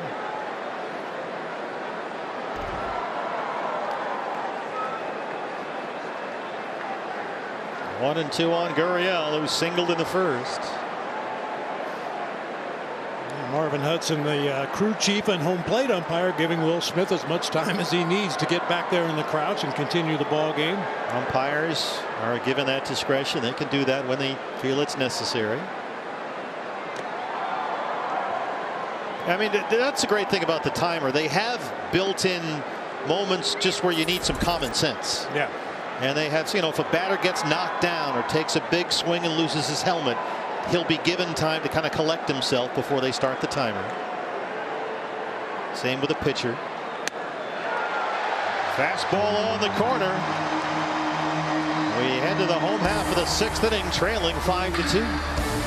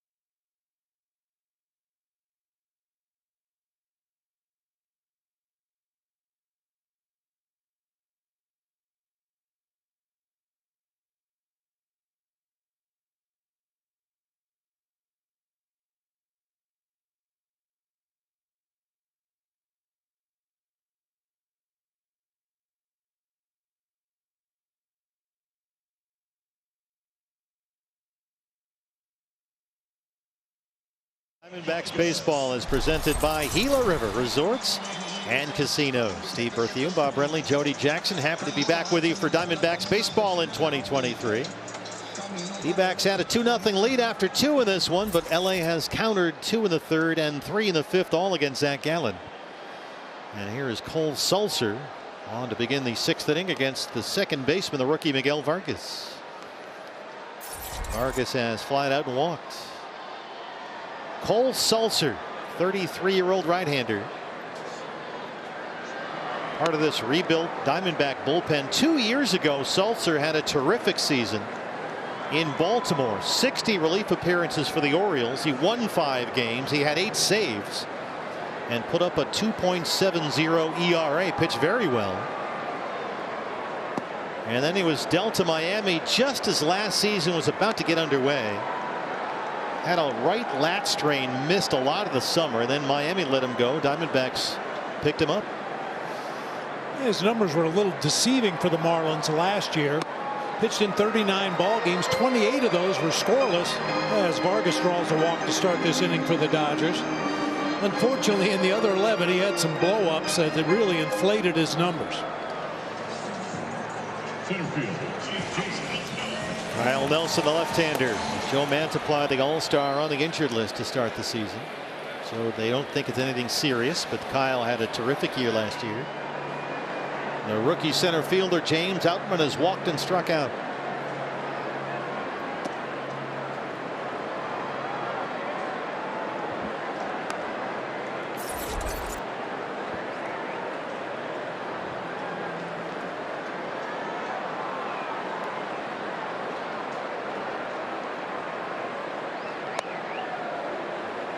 Going to see a lot of James Outman in the Dodger lineup this year. You'll see a lot of Miguel Vargas, the rookie second baseman. They are relying on some youngsters here and there. A walk to Vargas now behind on Outman. There's a 2-0 strike.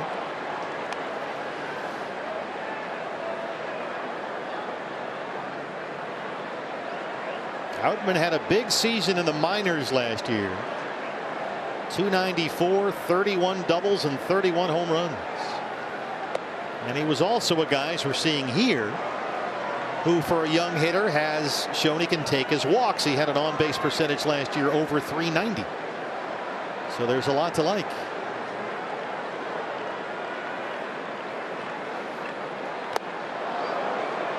Got a 3-1 fastball, but missed it. Outman had a real nice spring for the Dodgers. Part of the reason he made the opening day roster. Hit 3 home runs, had a bunch of extra base hits. Yeah, led the Dodgers in hits this spring, James Outman. Miguel Rojas on deck. This is out toward deep left center. And gone.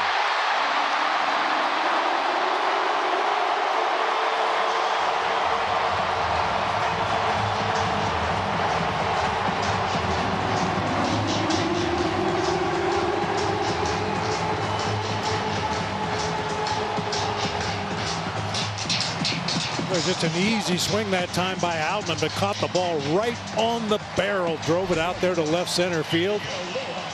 Gurriel gave up on that ball rather quickly. Corbin Carroll tried to come over from center field and climb the wall, but you're going to need a ticket to catch out. Miguel Rojas.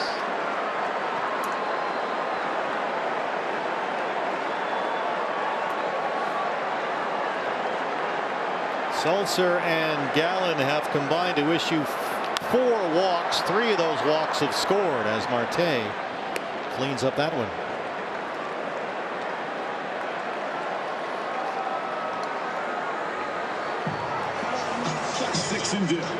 One away for the leadoff hitter Mookie Betts. Tomorrow to redeem the deliciously crispy, golden, juicy McNuggets deal on the McDonald's app. Remember, that when the Dodgers score 6 runs, you get free 6-piece chicken McNuggets with the purchase of any size fries the following day on the app.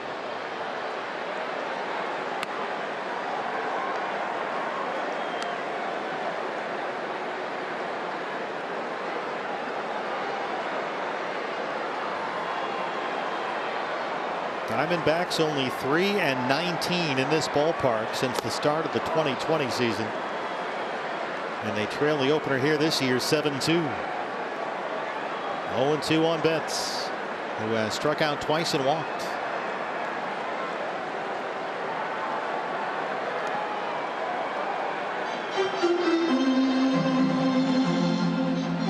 The UCLA Bruin, Torey Lovullo.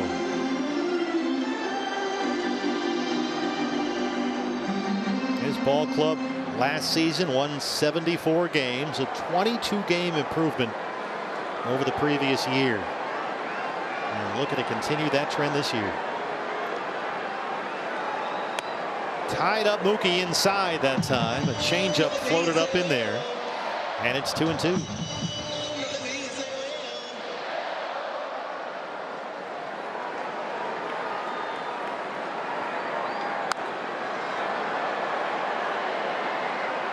Let's get a quick word from Gila River Resorts and Casinos. Seek a career. This is your moment. Join us.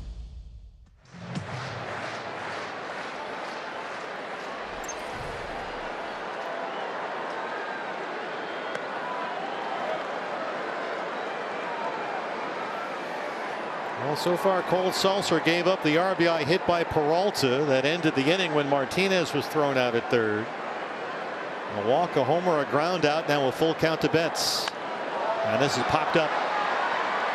Gabriel Moreno. 2 outs.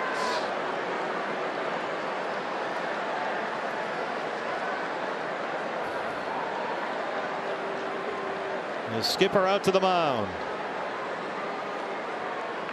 He's got the left-hander Nelson ready for Freddie Freeman. And Kyle is on his way in. We're at Dodger Stadium on opening night 2023. And in the 6th inning, D-backs trail at 7-2.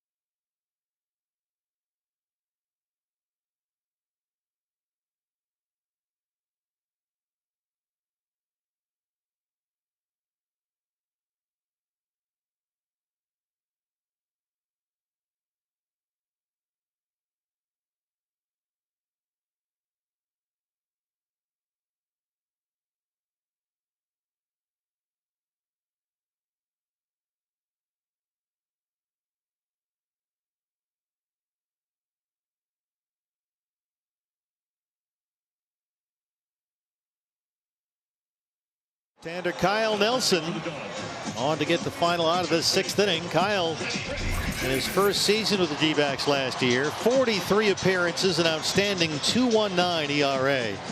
This call to the bullpen presented by Global Credit Union. On to face the left-hand batting Freddie Freeman, who singled and scored his last time up. So right now, Kyle Nelson paired up with Andrew Chafin as the left-hand options for Torey Lovullo with a bullpen. D-backs for the moment are missing all-star Joe Mantiply, as Joe begins the season on the injured list with shoulder fatigue. It's not considered serious, thank goodness, but they do have Kyle, and that's a terrific guy to slot in there. Yeah, Kyle was really effective last year against both righties and lefties. Very aggressive, attacking the strike zone. He had at one point, Kyle, 15 consecutive appearances without a walk. And 11 of his final 12 outings last year were scoreless. He was really good. And it always helps to have an extra left-handed arm down there. Of course, Andrew Chafin back with the D-backs this year. At some point, you'll get Joe Mantiply back. It remains to be seen whether all 3 lefties will be kept down in that bullpen, but that's not a bad thing to have. Freeman dunks it in front of Jake McCarthy. Freddie Freeman 2 for 4.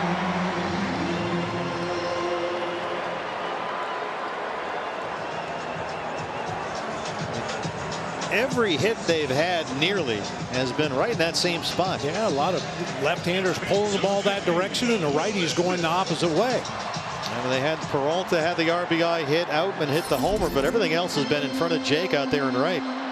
Here is Will Smith, who was 3 for 3, all 3 hits out to right field.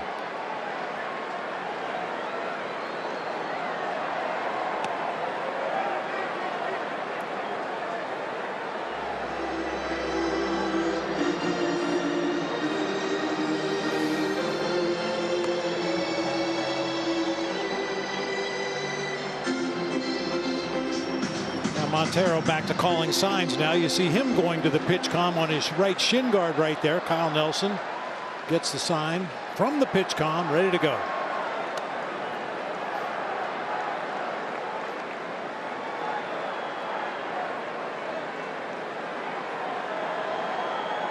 Yeah, baseball, as we mentioned, has expanded use of that pitch comm device.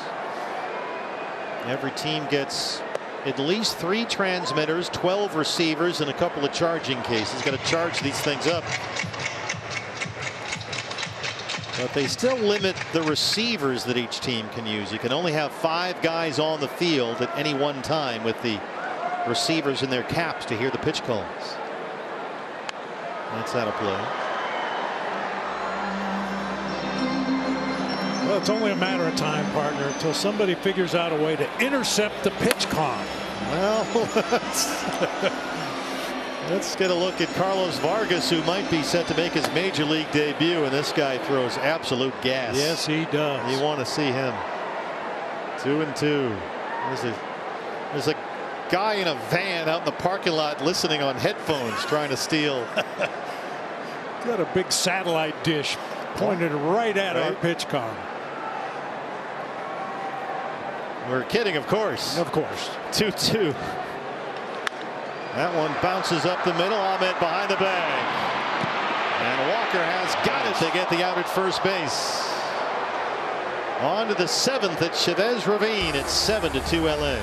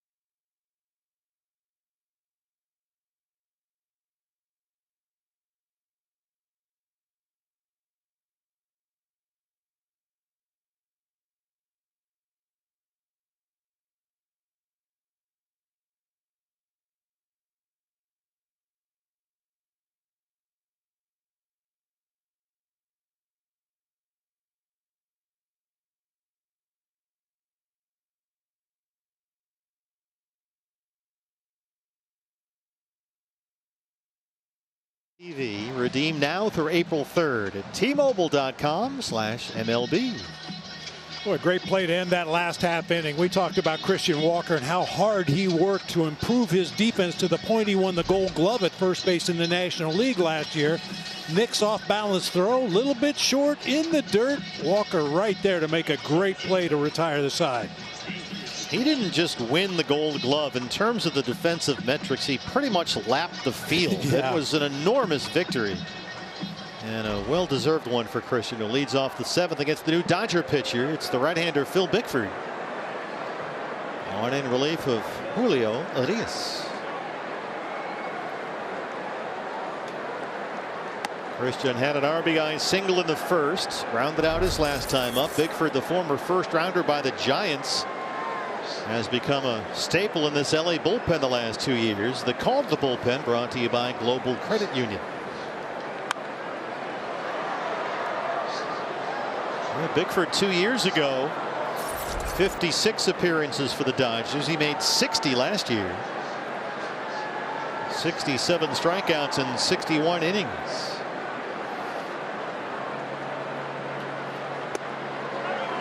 Ran that fastball up and in. It's 1-2.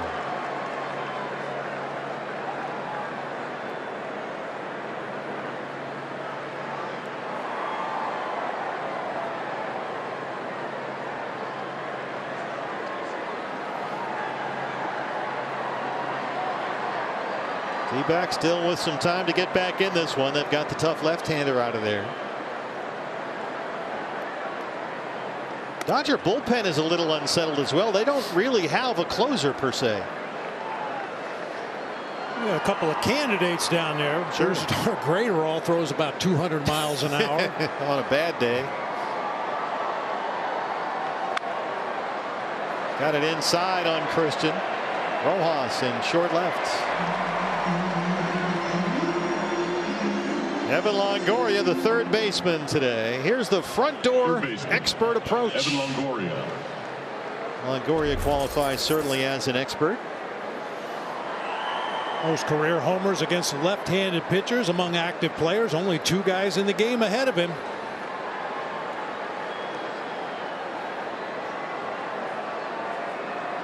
Evan in his Diamondback debut tonight, 0 for 2. He was the American League Rookie of the Year in 2008 when he helped lead the Tampa Bay Rays to the World Series. We know Longoria is going to get most of the at-bats against left-handed pitching this year at third base, but you kind of wonder what situations will Torrey go to Josh Rojas in this situation, the left-handed part of the platoon at third base. Longo gets it up in the air toward left center. Peralta calling off Outman. And there are 2 outs in the 7th. That's one of the things I mentioned earlier. We talked about the lineup, how guys earn their spots in the lineup by their play on the field and the things they do at the plate. And that remains to be seen for the positions that are quote unquote platoon systems. You know, we got the DH spot with Kyle Lewis tonight. Who would be the lefty DH against a right-handed starter? That's the one question that didn't get answered. It likely would have been Pavin Smith, but Kyle Lewis beat him out for the roster spot. And that's the one that gets a little fuzzy. Yeah, I'm sure Torrey's thinking along those lines. He's down by 5 in this ball game. Maybe he wants to save some of his bats, you know, for another couple of innings. But that remains to be seen as we move forward, how the guys are going to be used in certain situations. When are you going to go to the pinch hitter? When are you going to go to a defensive replacement? It'll all sort itself out. There is Josh Rojas, not in the starting lineup against the left-hander tonight. You've got Alec Thomas, Josh Rojas, Geraldo Perdomo on the bench, along with the catcher Jose Herrera. 1-2 on Nick. Nick doubled and scored in the second, 1 for 2. Well, Bickford comes in, works a 1-2-3 7th as they stretch into Hollywood. It's 7-2 Dodgers.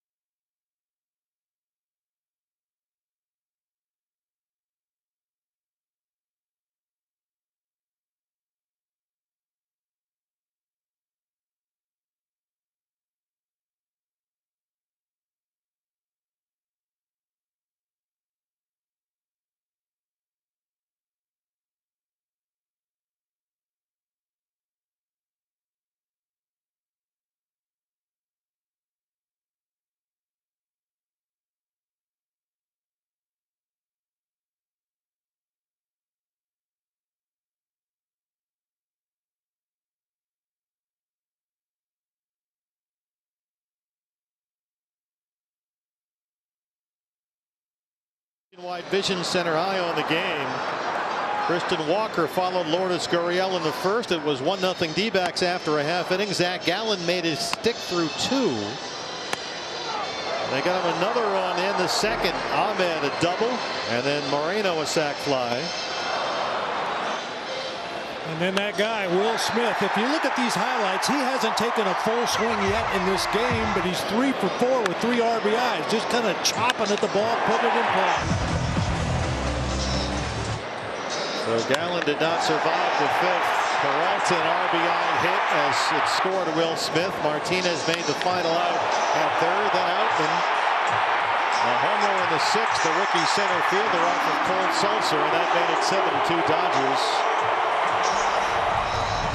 Our Gila River game summary. There's a spectator being carried off the field right now, thankfully, and escorted out through the center field gate. That's where we stand right now. Will Smith has done most of the damage. 3 hits. He's knocked in 3 runs. RBIs for the Diamondbacks by Walker and Moreno. Kyle Nelson, who came on to get the final out of that 6th inning, is out to start the 7th against the left-hander Max Muncy. Well, we were talking a lot that last half inning about platoons and the Diamondbacks and how they're going to use their righties and lefties. And you look at the lineup that Dave Roberts put out there tonight, it's the military lineup. Right, left, right, left, right, left. Really makes it tough to play matchups. That's why they do it that way, right? That's why they do it that way. Well, you have Vargas warming up with a bullpen. Nelson with one more lefty to face before Torre might make a move to the right-hander. Muncy has gone 0 for 3 with 3 punch-outs.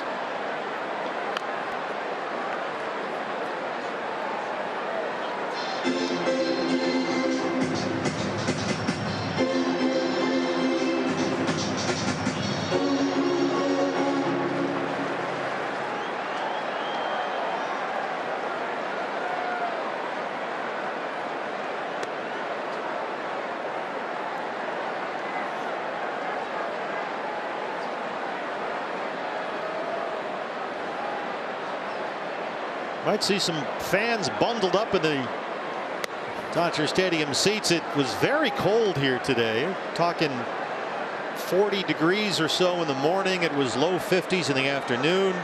Had some heavy rain at times in the afternoon. The tarp was on the field for much of the day here. And so they're playing under some damp conditions as Muncy strikes out for the 4th time tonight. Remember what I said earlier about Max Muncy? He's going to have a big year. Yeah, hitting into that non-shift. You got to make contact. Oh, a good slider that time, down low and away. Muncy just flails at it. They will stick with the left-hander to face J.D. Martinez.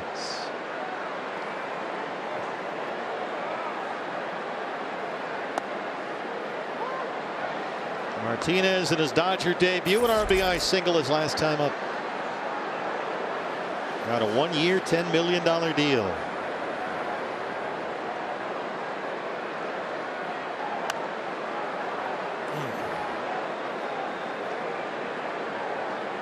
Yeah, it's never too early to get some foul balls.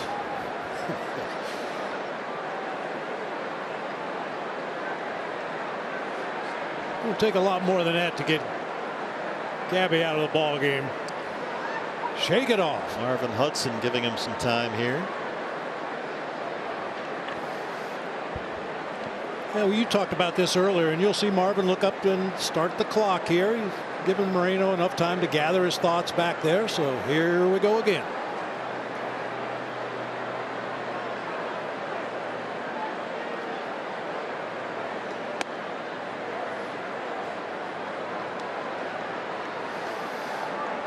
Diamondbacks had to take batting practice in the cages today. The Dodgers, I think they started BP, but then they brought the tarp out and chased everybody off the field.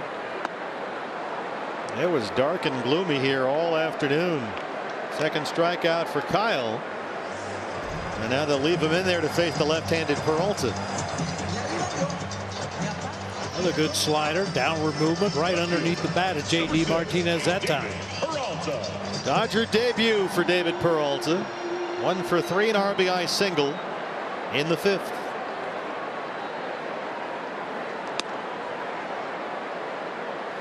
David played for Team Venezuela in the World Baseball Classic and had a huge clutch hit that won a game early in that tournament for Team Venezuela. Said he had the time of his life. Peralta the other way, and he's 2 for 4.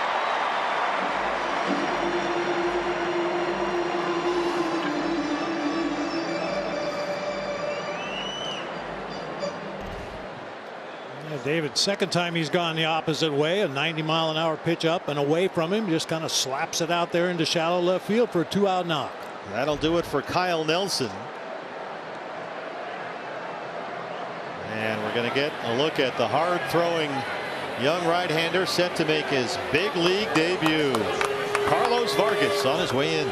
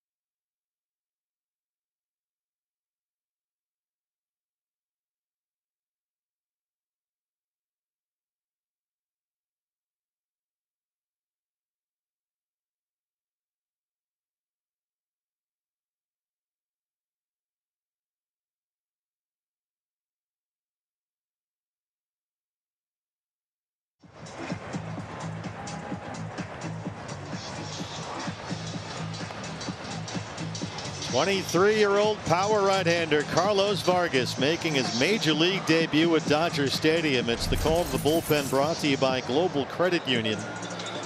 Vargas arrived in the D-backs system this spring with a 100-mile-an-hour fastball and a power slider. His numbers in Cleveland's minor league system last year. He had a little bit of time in the big leagues for the Guardians last year, but did not make his debut, so we're very fortunate to watch it here tonight. And he gets the Vargas versus Vargas matchup. Miguel Vargas, the rookie second baseman. There's a 100-mile-an-hour pitch for you. Mike Hazen has talked about this all off-season long, the need for power arms in that bullpen. They want strikeouts late in games.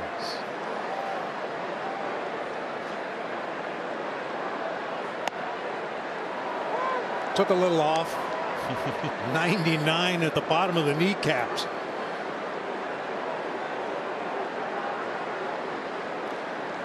Increase the power in the pen. That was Mike Hazen's quote this winter. Got to boost the strikeout rate. This guy will do it. And he strikes out his first big league batter on 3 pitches. Not bad. To the 8th we go. It's 7-2 Los Angeles.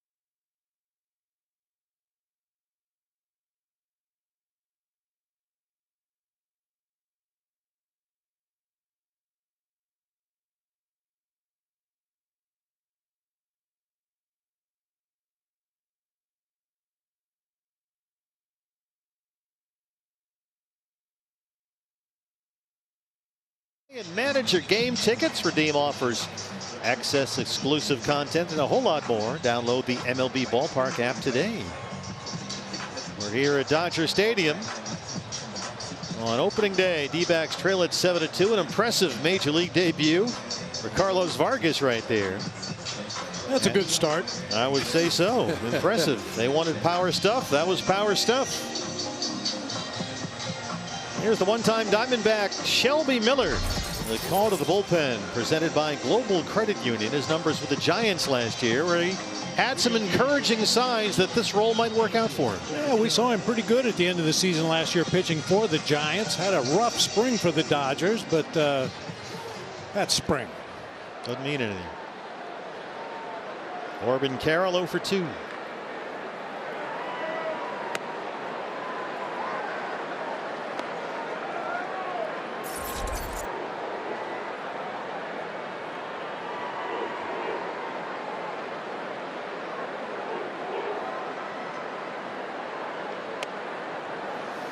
Every time I see Shelby Miller, I think back to his time as a Diamondback. Remember how he ran into that issue where he was dragging his knuckles on the mound in San Diego. San Diego, I remember that. He was so exaggerated in his follow through. His right hand was actually hitting the ground after he released the ball. He's an easy guy to root for. I don't know about the uniform he's wearing, but he's a class act, Shelby, and you wish him luck. He actually got his first major league win in this ballpark back in 2012. Probably has good memories for him.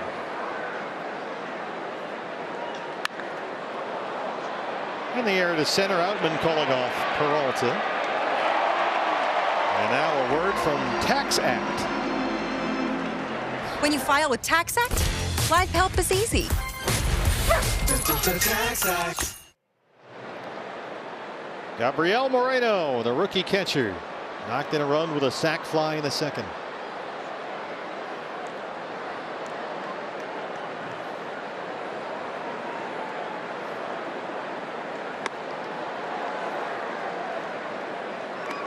D-backs had hoped they could kind of ease Moreno into a big league job this year as kind of the Robin to Carson Kelly's Batman, but the bat signal went down. Carson, a fractured right forearm, hit by a pitch in Glendale a couple of weeks ago. And so easing Moreno into things is not a possibility, says Torey Lovullo. They have Herrera here as the backup. But they feel pretty good about where Moreno is right now, even if the timeline has been accelerated here. They think he's ready to play at this big league level. And had an impressive camp.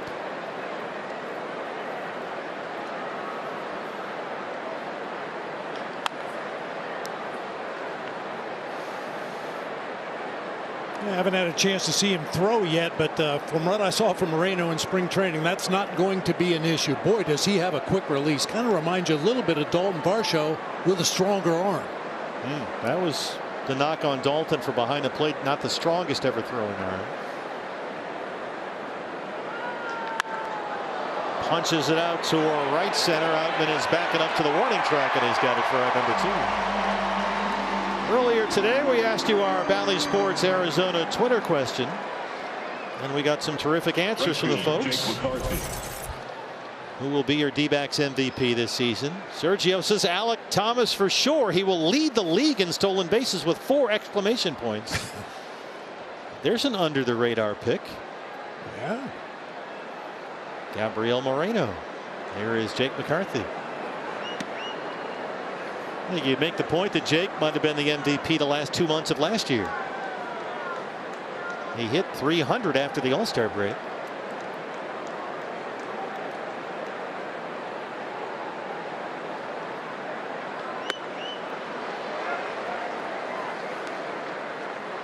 I tell you, I have all the respect in the world for Jake. We talked about it a lot in the second half of the season last year. Every time he got sent down to the minor leagues, there were very specific instructions what they wanted him to work on, and every time he came back, he was a better player.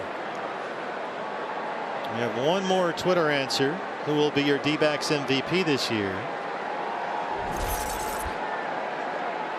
Tanner says a foot race between Zach and Corbin for the Cy Young and Rookie of the Year. I like those kind of foot races. I'm going to give the advantage to Corbin if that is indeed a foot race. Of course, he's already lost to one pitcher on the staff, Trey Jameson. Shelby Miller gets the strikeout and works a 1-2-3 eighth inning.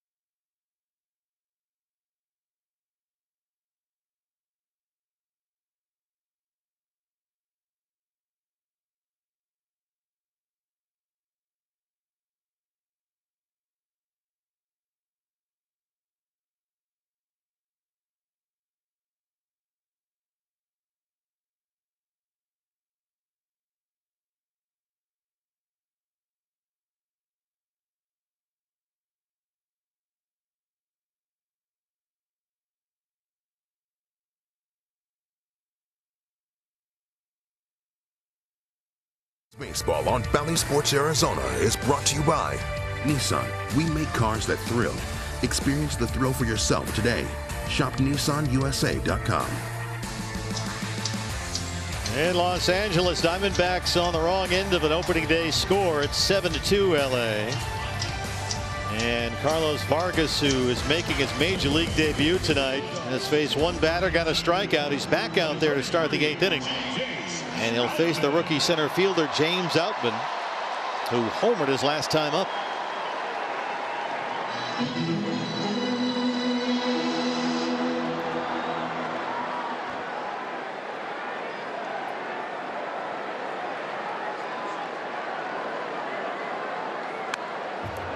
.99 fouled back. It's a pretty true 99. Doesn't have a lot of movement at all, but when you throw it that hard, you don't really need to have a lot of movement, just good location. Vargas is a big dude out there, 6'4", 210. Well, he struck out Miguel Vargas in that last inning on a hard slider after 100 and then 99 and a 92-mile-an-hour slider to finish off Vargas. That time he threw a 93-mile-an-hour slider in the dirt. Boy, Oddman's having himself a season opener. The rookie got the start. McCarthy kicked it around out there, close at second, but Oddman is safe. On base for the third time tonight. A little bobble in right field by Jake McCarthy. Yeah, I'm assuming that's going to be a base hit and an error on Jake McCarthy in right field. He got to the ball in pretty good shape, but it was in and out of his glove. As soon as Outman saw that ball drop out of the glove, he was off for second base.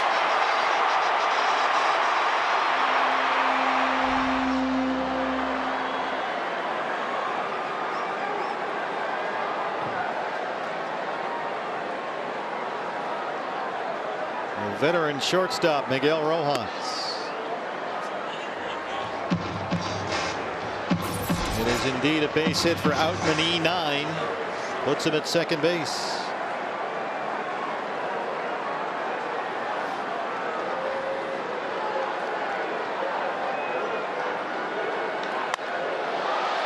That's fair. It hit the umpire Ryan Blakeney as Rojas pulled it down the line. There's nowhere for Ryan Blakeney to go there.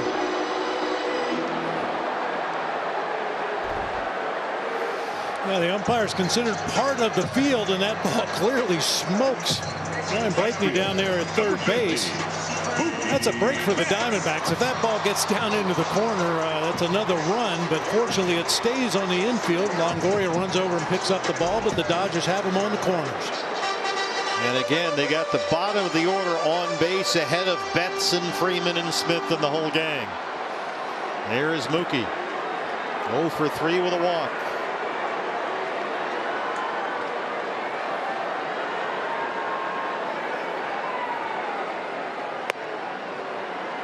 For the lower third of this LA order, Vargas has been aboard twice with a walk. He scored a run. Outman's been on there 3 times.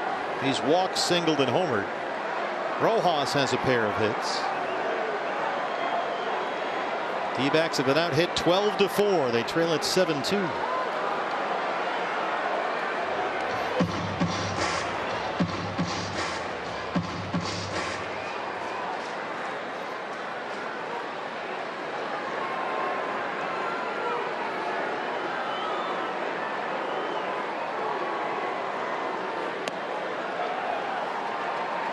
Diamondbacks offense, after a very encouraging start, a run in the first, a run in the second, has managed only 4 hits. They've had 1 hit since Ahmed's double that led off the second inning.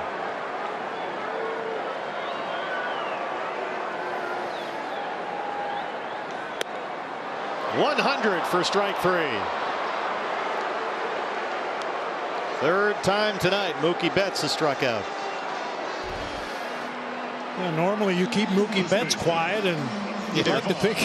You got a chance to win the ball game, but Mookie, 1 walk, scored a run. Otherwise, he's 0 for 4 and struck out 3 times. But the Dodgers, as you said, the bottom of the lineup doing a lot of the damage tonight. Freddie Freeman has singled his last 2 times up.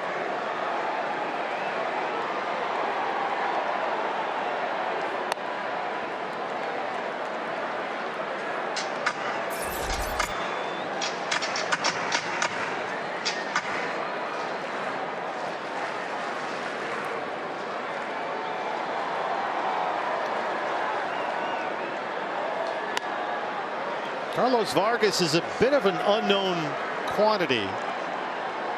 He split last season in Cleveland's minor league system between AA Akron, AAA Columbus. He worked barely more than 34 innings, coming off Tommy John surgery, which was for him back in April of 21. 99 by him, and it's 2-1. He had his 2020 season wiped out by the pandemic, and then the following spring had Tommy John surgery. So you can be forgiven if you find that you've never heard of Carlos Vargas. But he might be a hidden gem. Just got to polish off some of the rough edges.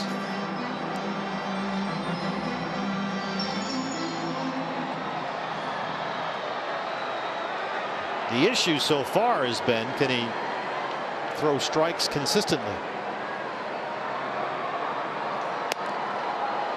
That's right in there, and it's full 3-2. Good slider right there. He's got a good mentor in Brent Strom. Brent Strom has taken unknowns like Vargas and polished those rough edges and turned them into very effective pitchers throughout his career as a pitching coach. Diamondbacks, Mike Hazen says, are banking on the stuff with Carlos Vargas. And Freeman doesn't bite. So Freddie aboard for the 3rd time, and here is Will Smith, who's been the driving force behind this Dodger offense tonight. 3 hits, he's knocked in 3 runs. Catcher number 16, Will Smith.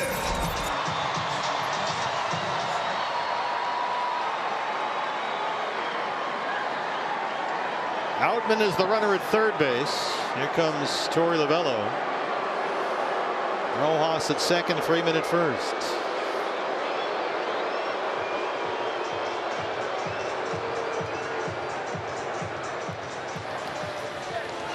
Kevin Ginkel on his way in. We'll take a break from Los Angeles.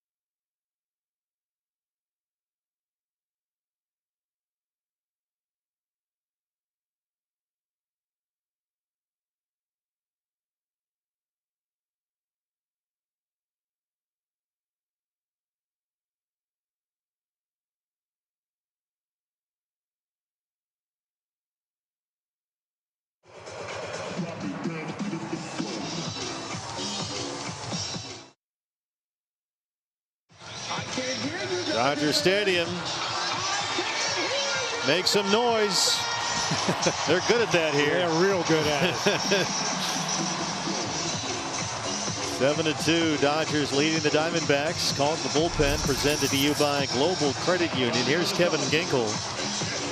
Kevin's 5th season with the Diamondbacks out of U of A back in 2016. Another one of those power arms out of the bullpen we were talking about. We've seen Kevin Ginkel really good when he's in that strike zone. He was really impressive, Kevin Ginkel, for much of the season at Reno last year. And pitched well here over the final 2 months. Will Smith, foul. Now, Kevin, we didn't see Ginkel last year until the beginning of August.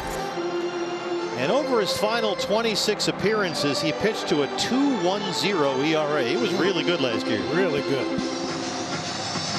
And he's in a jam right now. Bases full and 1 out.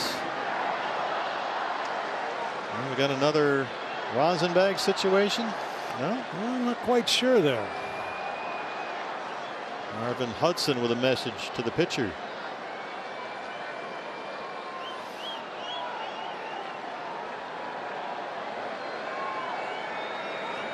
Still an 0-1 count now. I think Marvin wants to change it. I think I'm just speculating here, but it looked to me like Will Smith had not looked out to the mound to engage the pitcher. I think you're right. Which is, you know, a borderline quick pitch, what the umpires are not going to allow. Yeah, that's one thing with the addition of the pitch timer now. The days of quick pitches are over. You have to give the batter the chance to be alert to the pitcher. Yeah. So, as you put it, you can't really throw the pitch till the guy's looking at you. I mean, Kevin had his sign. He was ready to go. Will Smith does not have both feet in the batter's box yet. Marvin Hudson all over it. Kevin's like, what's the deal? I just want to throw. Now Torrey wants to be clear with Marvin Hudson about what's going on here. Yeah, I think we're going to see quite a bit of this first couple weeks of the season until everybody figures out exactly what you can and cannot do. Hopefully they learned that in spring training, but Will Smith in his delay getting in the batter's box caused Kevin Ginkel to receive 2 warnings. I don't think there was any penalty for those. Just you know, once again, new rules. They want to make sure everybody knows exactly what they're doing. So Marvin Hudson said, you can't do that, Kevin.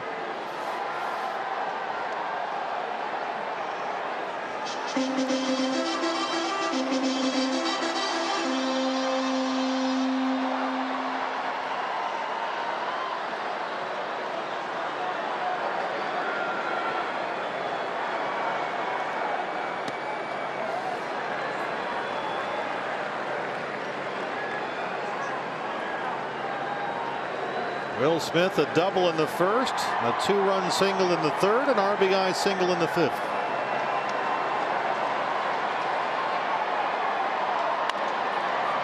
That one almost got Outman up the third baseline. And it's 2-2. He's pulled a couple of balls hard foul down that third baseline in this at bat. See if he gives in a little bit here and tries to shoot one to right field. He's got a big hole in that right side of the infield with Marte playing up the middle.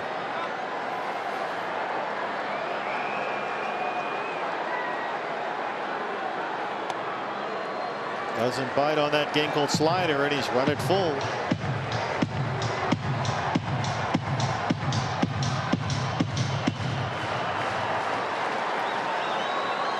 Outman is at third, Rojas at second, Freeman's at first.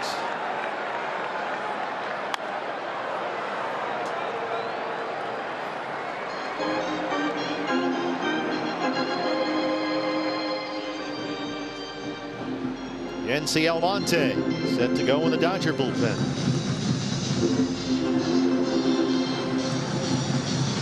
D-backs have the top of the order due up in the 9th. Another 3-2 to the Dodger catcher. To center for Corbin Carroll. Outman's at third. There he comes, throwing to the shortstop, and it's 8-2 LA. That's RBI number 4 on the night for Will Smith.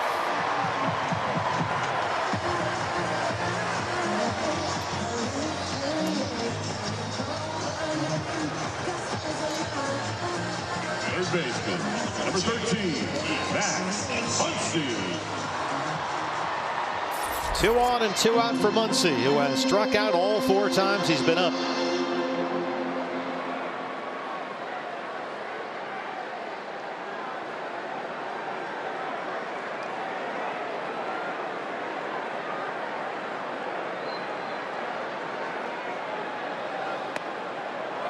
The Red Menace is now with the Red Sox. Justin Turner no longer here, so Muncy is the third baseman. We've seen him over the years at both second and first. He's kind of a Swiss Army knife defensively for the Dodgers, or has been over the last several years. That's a rare combination, a guy that plays corner infield but can also play second base. What makes it so hard to do both? The second base, you got the double play turn out there. You've got cutoffs and relays to deal with. Things that normally you don't have to deal with on the corner infield spots. Pulls that one down the right field line out of play.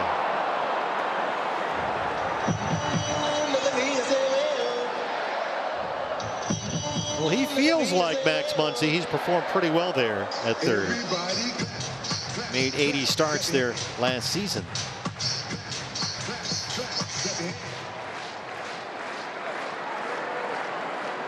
1-2.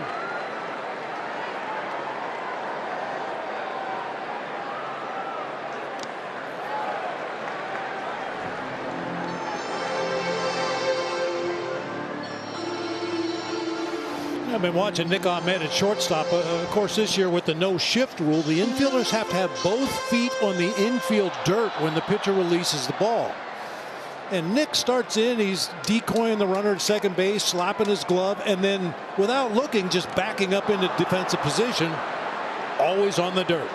5 at bats, 5 strikeouts for Max Muncy, but it's 8-2 LA.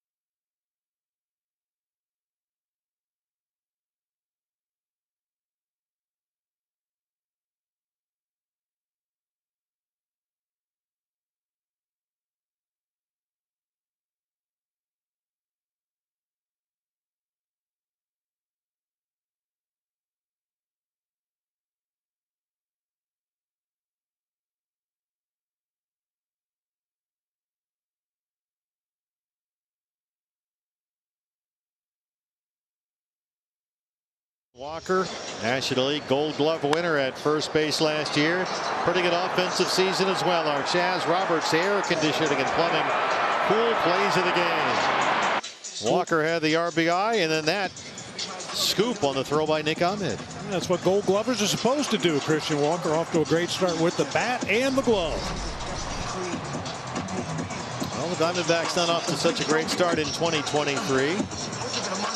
8 runs, 12 hits for the Dodgers, 2 runs, 4 hits for the Diamondbacks. They've had only 1 base hit since Ahmed's double that led off the second inning. And that was the Ketel Marte single in the 6th. And they'll have the top of the order due up in the 9th inning against the new pitcher for the Dodgers. It's the right-hander Yency Almonte, as the call to the bullpen is brought to you by Global Credit Union. You see the numbers for Almonte last season. Before we get started here, I'd like to send best wishes to the big Marine, Matty Williams. Yeah. Bob Melvin announced yesterday that Matty's having some health issues. He's going to be away from the Padres for a little while. The toughest guy I ever played baseball with. I know he's going to whip it. Good luck, Matty. We're praying for you, buddy. Absolutely. He sounded very optimistic the other day when he spoke to the reporters about his situation. Here's Kyle Lewis to lead off the ninth, so fingers crossed. Yep. Lewis has pulled a mini Muncy tonight. 3 at bats, 3 strikeouts. Mini Muncy, I like that. And he's down here 0-2. It's not a good thing in this case. No. Kyle, a DH, batting in the leadoff spot tonight.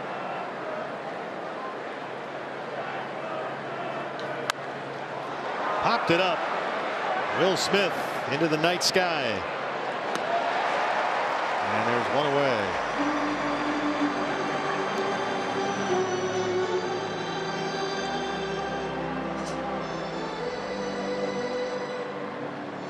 Well, Ketel Marte has been on base all night long. The only time he actually didn't get to stay on base is when he got a base hit. He was hit by a pitch and scored in the first, reached on an error in the third, singled in the sixth, what was thrown out trying to stretch it into a double.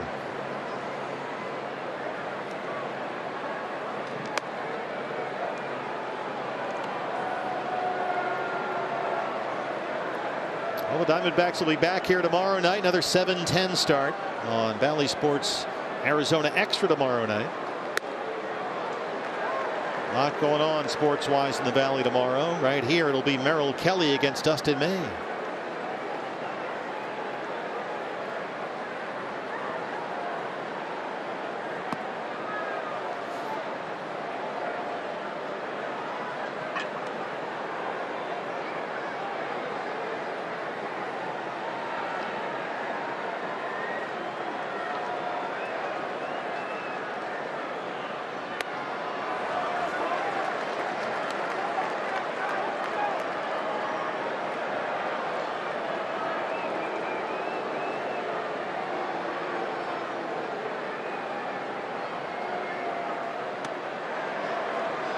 On the corner, Marvin Hudson says no. Ooh. Thank you. Full count, 3-2. Really good, sharp, tight slider. Looked like it hung right there on the inside corner, but Marvin Hudson does not give him the call. Ketel lifts it out to short left. Peralta coming in. Well, not every opening day can go your way. Logan Webb, struck out a dozen Yankees today and lost? Yeah, how about that? Giants had the opener at Yankee Stadium today. Aaron Judge homered in his first at bat of the year. Talking about picking up where you left off. No kidding. Yeah, the Giants in that game against the Yankees at Yankee Stadium had their 17th different starting left fielder in the last 17 years. Yeah, they've got some new faces this year. Gurriel bounces one to shortstop. Rojas is there. And the Diamondbacks drop the opener in LA 8-2. We'll be back to wrap it up with more ahead of D-Backs Live, the post-game show, in just a moment on Bally Sports Arizona.